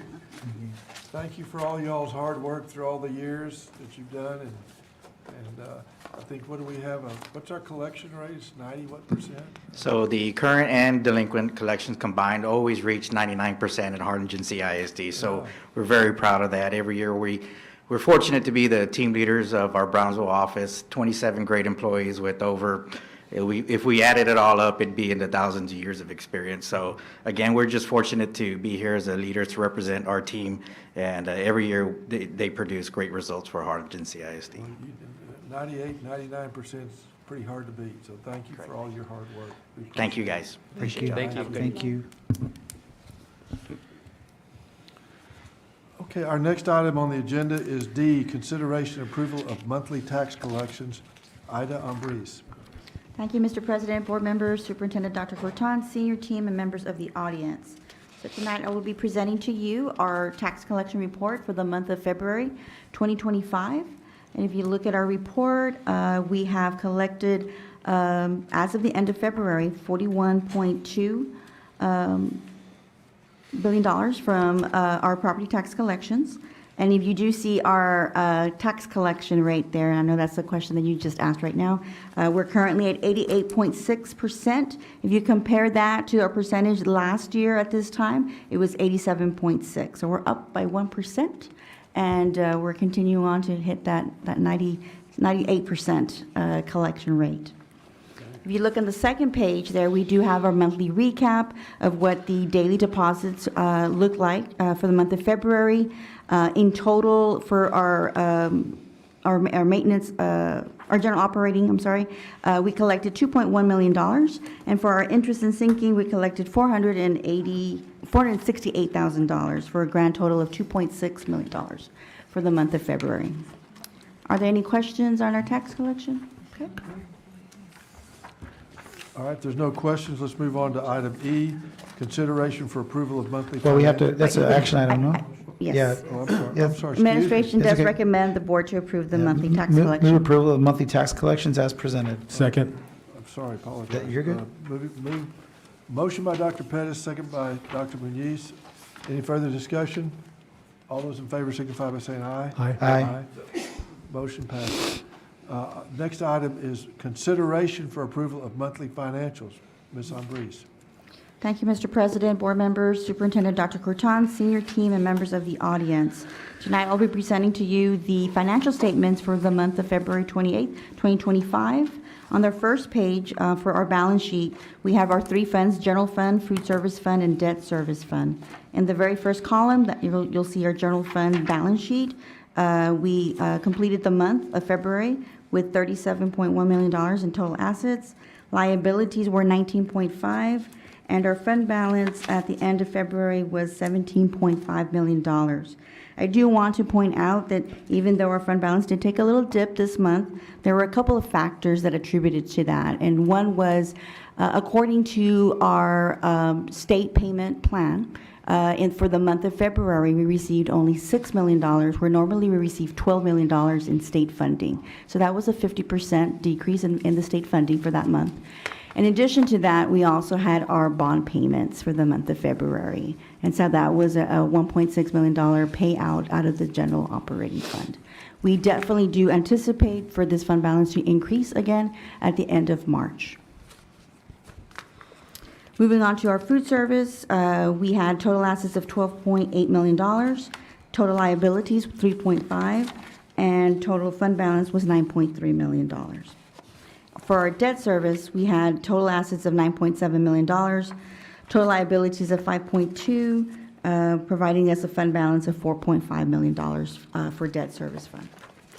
If you move to the second page for our combined statement of revenues, expenditures, and changes in fund balance, for our general fund, if you look at the third column there, that is our actual financial data cumulatively year to date as of February. And we have collected so far $120 million, of which $80.9 million of that comes from our state programs, and then 35.7 from local sources, which are our property taxes. And then you look down to our expenditures. In total, as of February 28th, we have expended $120.2 million. We almost broke even there, so there was a little decrease there, right, of $206,000, and which, of course, gives us that fund balance of the $17.5 million. If we move on to the second page, Mr. Powers, a couple questions. Yes, Well, yes. before we leave the income statement for general fund. Yes. Yeah, the drop in fund balance was forecasted. It was well forecasted, and we're expecting that without the state funding. Right. That's not, I mean, that's going according to plan. On the two items I wanted to talk about was the item 61, line item 61 and 71, community services and debt service. Mhm. And so, I mean, those are luckily not the biggest expenditure items that we have in our budget, but Correct. But I want to set up healthy habits. And so we're, a comment on community services, we're 118% of spend for the year. Mhm. Was that because we budgeted short a year ago for that topic? So we did do, we short-ended that budget for the line item function 61, which is why we are presenting to you in a little bit a budget amendment to increase that function, because we are anticipating, a certain amount at the end of our fiscal year. So the majority of our function 61 is for community services, and one of those programs is for our HELP program, which is our after-school care program that we have at 10 of our campuses. And we've talked about that Correct. a few months ago. Correct, Looking right. at changes there. We do need to make some changes, and we are already forecasting a different type of budget approach for our HELP program for next school year. And so we will be presenting to you a budget amendment to help increase that, and then that will definitely put us back into the positive. Yeah, so, and we'll budget that way for next school year? Correct. Yes, sir. Okay. And on debt service, 97% of spend. Is that, what, are those our maintenance tax notes, existing maintenance tax So notes? those are our bond payments, and so we make bond payments every August and February. So we have completed for this fiscal year.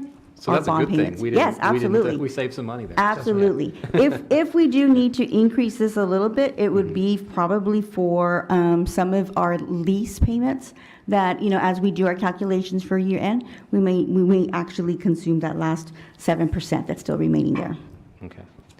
Yeah, it'll be, as we approach the finish line, we're going to watch all these categories Yes. real close. This is the time of year when we definitely See how we start, did. Yeah. yes, start to review that, in detail. Very good. Thank you, Ida. I Sure. appreciate it. No problem. So we move on to our food service income statement there.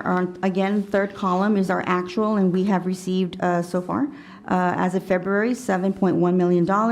We've expended $10.1 million, and so we do have a healthy fund balance there of $9.3 for our food service.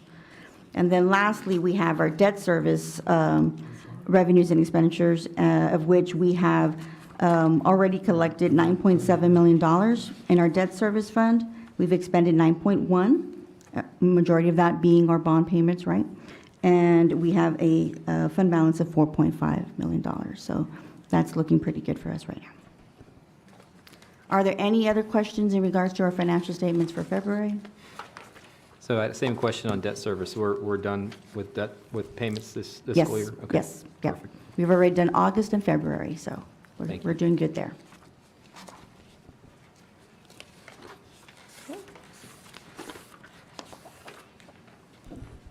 So the administration does recommend the board to approve our monthly Sure, financials I'd as presented. I'd like to make a motion to approve the financials as presented. I have a motion by Mr. Leal, second by Second the motion. Dr. Pettis. Any further discussion on the financials? All those in favor signify by saying aye. Aye. Those opposed, motion carries. Item number F, consideration for approval of quarterly investment report. Ida Ambriz. Thank you, Mr. President, board members, Superintendent Dr. Corton, senior team, and members of the audience. So we are presenting to you tonight our quarterly investment report as of February 28th, 2025. So this represents the period of December 1st through February 28th. You will see that we have several pools that we invest in, which totaling as of February 28th, $20.9 million. $9.8 million of that is in our local maintenance fund. We have $8 million invested for our food service fund, and then another $2.9 million invested in our interest and sinking fund. So that does give us the total of $20.9 million. If you look further down in that report, you'll see the range of interest rates that we have, ranging from 4.36 all the way to 4.49. From Techstar, TexPool, Texas Term, Lone Star, and Texas Class. Those are the 5 investment pools that we utilize here at the district. The majority of our funds are invested in Texas Class, which is at the highest interest rate of 4.49. We are currently, year-to-date, have earned already in interest income $213,000. So doing okay for our interest. Good job. So are there any questions on our quarterly investment report? Mr. President, I'd like to make a motion for approval as presented. Motion by Dr. Muniz. Do I have a second? I'll second. Second. Ricky? Okay, Yes. so Mr. Liao, excuse me. Any further discussion? All those in favor signify by saying aye. Aye. Those opposed, motion carries. Okay, the next item is consideration for approval of budget amendments. Ms. Ambriz. Thank you, Mr. President, board members, Superintendent Dr. Corton, senior team, and members of the audience. So tonight, we are presenting to you seven budget amendments. 2 are from campuses and 3 are from departments. The campuses and departments budget amendments here presented are for normal activities at this time of the year, year-end activities, purchase of some music instruments to help replace our music program band and orchestra, and then we also have some equipment replacement at one of our departments. So the 2 that I do want to highlight to you tonight are going to be budget amendment number 6 and budget amendment number 7. So budget amendment number 6 is one of those that I've been already presented to you, right, in our fiscal and planning committee meeting, where we've already started to do that analysis on what our year-end projection is going to look like. And so we have already forecasted that function 53 and function 61 are going to be a little short. And so we are proposing this budget amendment to you tonight so we can transfer over from other functions, right, that we have currently in our budget to cover some of the deficiencies that we might have in function 53. And that is for budget amendment 6. But function 53 is for our data processing services. For budget amendment number 7, that is when we are trying to move over some budget expenditures from function 51 over to function 61 to help us with that little shortage that we have there for the community services in our health program. Do we have any questions on our budget amendments as presented to you tonight? What's the main activity in data processing? Is that the expense of all of our licenses? The hotspots, the data hotspots, that we were a little short, I think, on that budget projection for this year, and so we're making that movement. Do we have a motion? Move approval of the budget amendments as presented. Moved by Dr. Pettis. Second. Second by Dr. Muniz. Any further discussion on the budget amendments? All those in favor signify by saying aye. Aye. Aye. Those opposed, motion carries. Number H, consideration for approval of award of proposals and contracts. Mrs. Ida Ambriz. Thank you, Mr. President, board members, Superintendent Dr. Corton, senior team, and members of the audience. So tonight we do have 6 proposals that are extensions of existing contracts that we already have here at the district. All 6 extensions are locally funded, and they are ranging from $60,000 all the way up to $300,000. Now, keep in mind that these are just the up to amounts. That doesn't mean that we are actually approving those for that particular amount that's highlighted there for you. So those are the maximum amounts for each of these extensions. And we have music equipment, string orchestra, custodial paper supplies, school safety uniforms, maintenance electric supplies. Most of them are supplies. We do have two brand new proposals and contracts that we would like to present to you tonight. One of which is the fire sprinkler and backflow systems, inspection services and parts. And so this is a recurring expenditure for our maintenance. The up to value is up to $60,000, and this is also locally funded.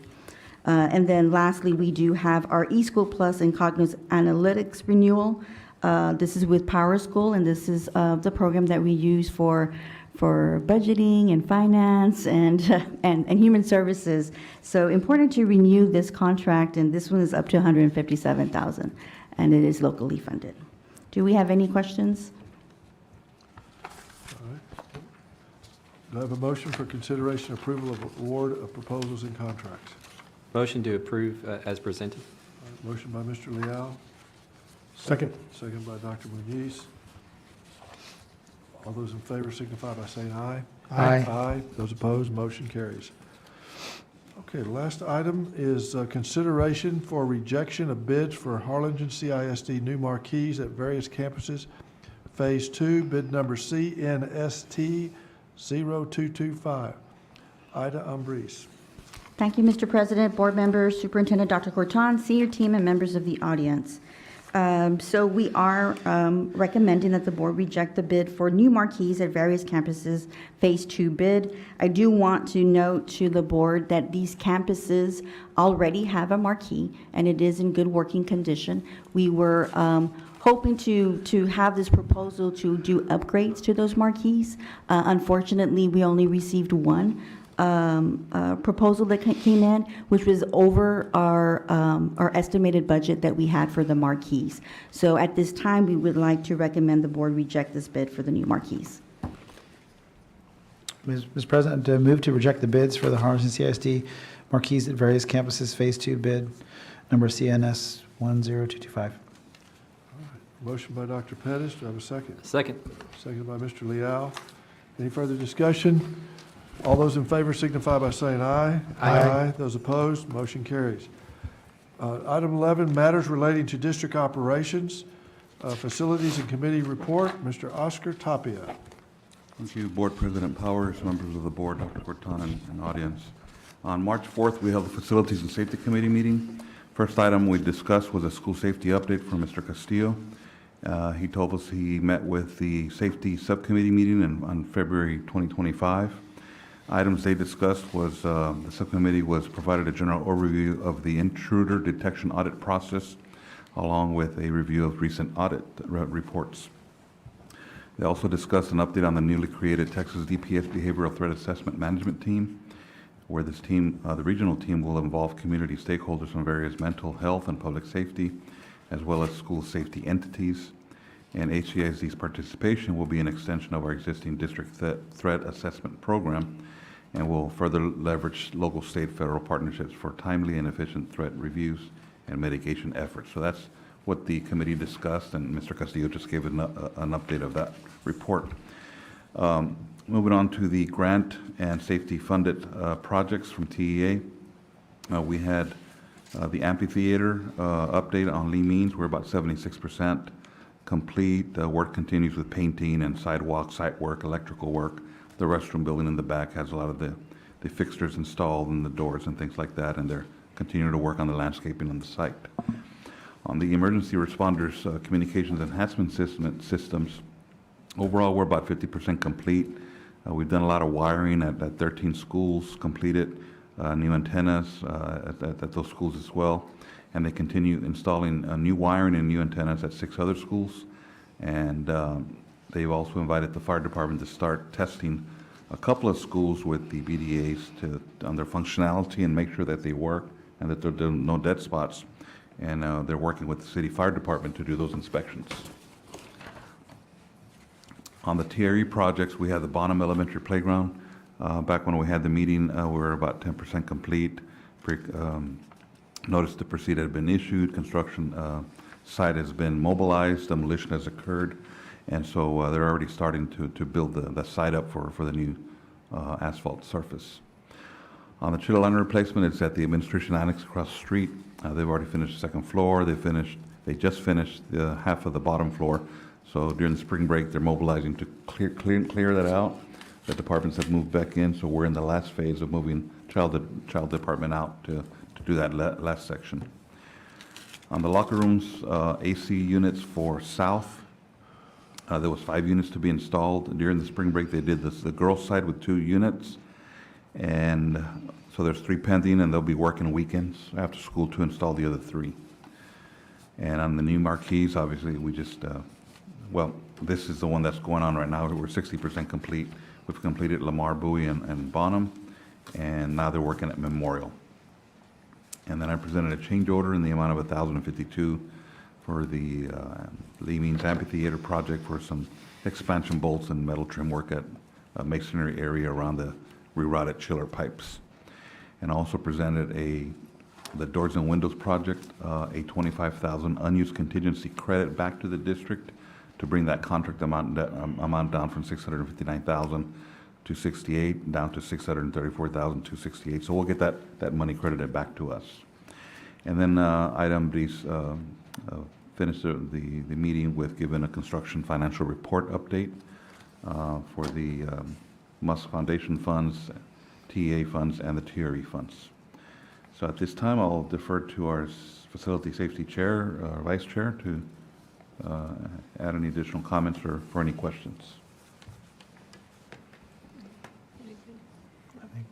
I think we're good. Yeah, we're good? Okay. Thank you so Oscar. much. Thank you, Oscar, very much. Thanks. Okay, item number 12 is consideration for approval to complete and submit ballot for Region 1 Education Service Center Board of Directors election. So, Mr. President, I think they've been submitted. I move to approve these ballot submissions as presented. moved by Dr. Pettis, seconded by Second. Dr. Muniz. Any discussion? All those in favor signify by saying aye. Aye. Those opposed? Motion carries to submit your ballots. So we'll collect them here. There, she's got them. All right. All right. So the next item is to adjourn to closed or executive session pursuant to Texas Government Code Sections 551.071, 551.072, 551.074, and 551.082 of the Open Meetings Act for the following purposes. A, discuss recent intruder detection audit findings from our police chief, Danny Castillo, pursuant to Government B, pursuant to Government Codes 551074. Discussion regarding personnel matters, including district teachers, administrators, and other certified employees. Item C, discussion of employment of teachers and other professional staff. And D is to discuss recommendations regarding the renewal of administrator contracts for 2025, 2026. At this point, we are adjourned into executive session.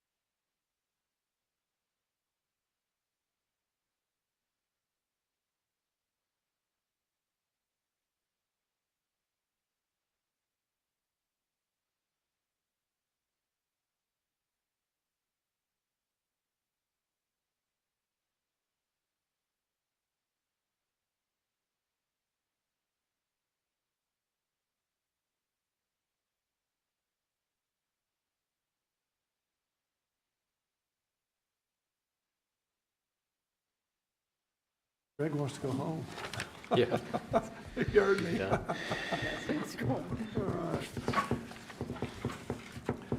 All right. We are back into regular session, and we have one item on the agenda, and that's Two. I'm sorry. Consideration of approval of employment of teacher and other professional staff. Do I have a motion? Mr. President, Go ahead. move approval of employment of teachers and other professional staff as recommended in executive session. Second. Motion by Dr. Pettis, second by Dr. Muñiz. Any further discussion? All those in favor say aye. Aye. Those opposed, motion carries. Item B is consideration for approval of the renewal of administrator contracts for the 2025-2026. Do I have a motion? I'd like to make a motion that we proceed as discussed in executive session. Second. Motion by Mr. Leal and a second by Dr. Muñiz. Any further discussion? All those in favor signify by saying aye. Aye. Those opposed, motion carries. There But I being guess no- I just want to make sure do you mind change, because I want to make sure we approve, just in case no one gets the idea that we didn't approve, and, so do you mind making that motion again? I just want to be, Okay. just because it's administrator contracts, I just want to make sure we approve it. So that we approve of the administrative contracts as discussed in executive session. All right, there is a motion to consideration the approval of renewal of administrative contracts for 2025-2026. And I have a second. Second. By Dr. Muñiz. Motion was made by Mr. Leal. Is there any further discussion? All those in favor signify by saying aye. Aye. Those opposed? Motion carries. Sorry, just my Good. paranoia. Is there any further business issues. tonight? There being no further business, we stand adjourned. Awesome, super nice, good meeting, guys, great.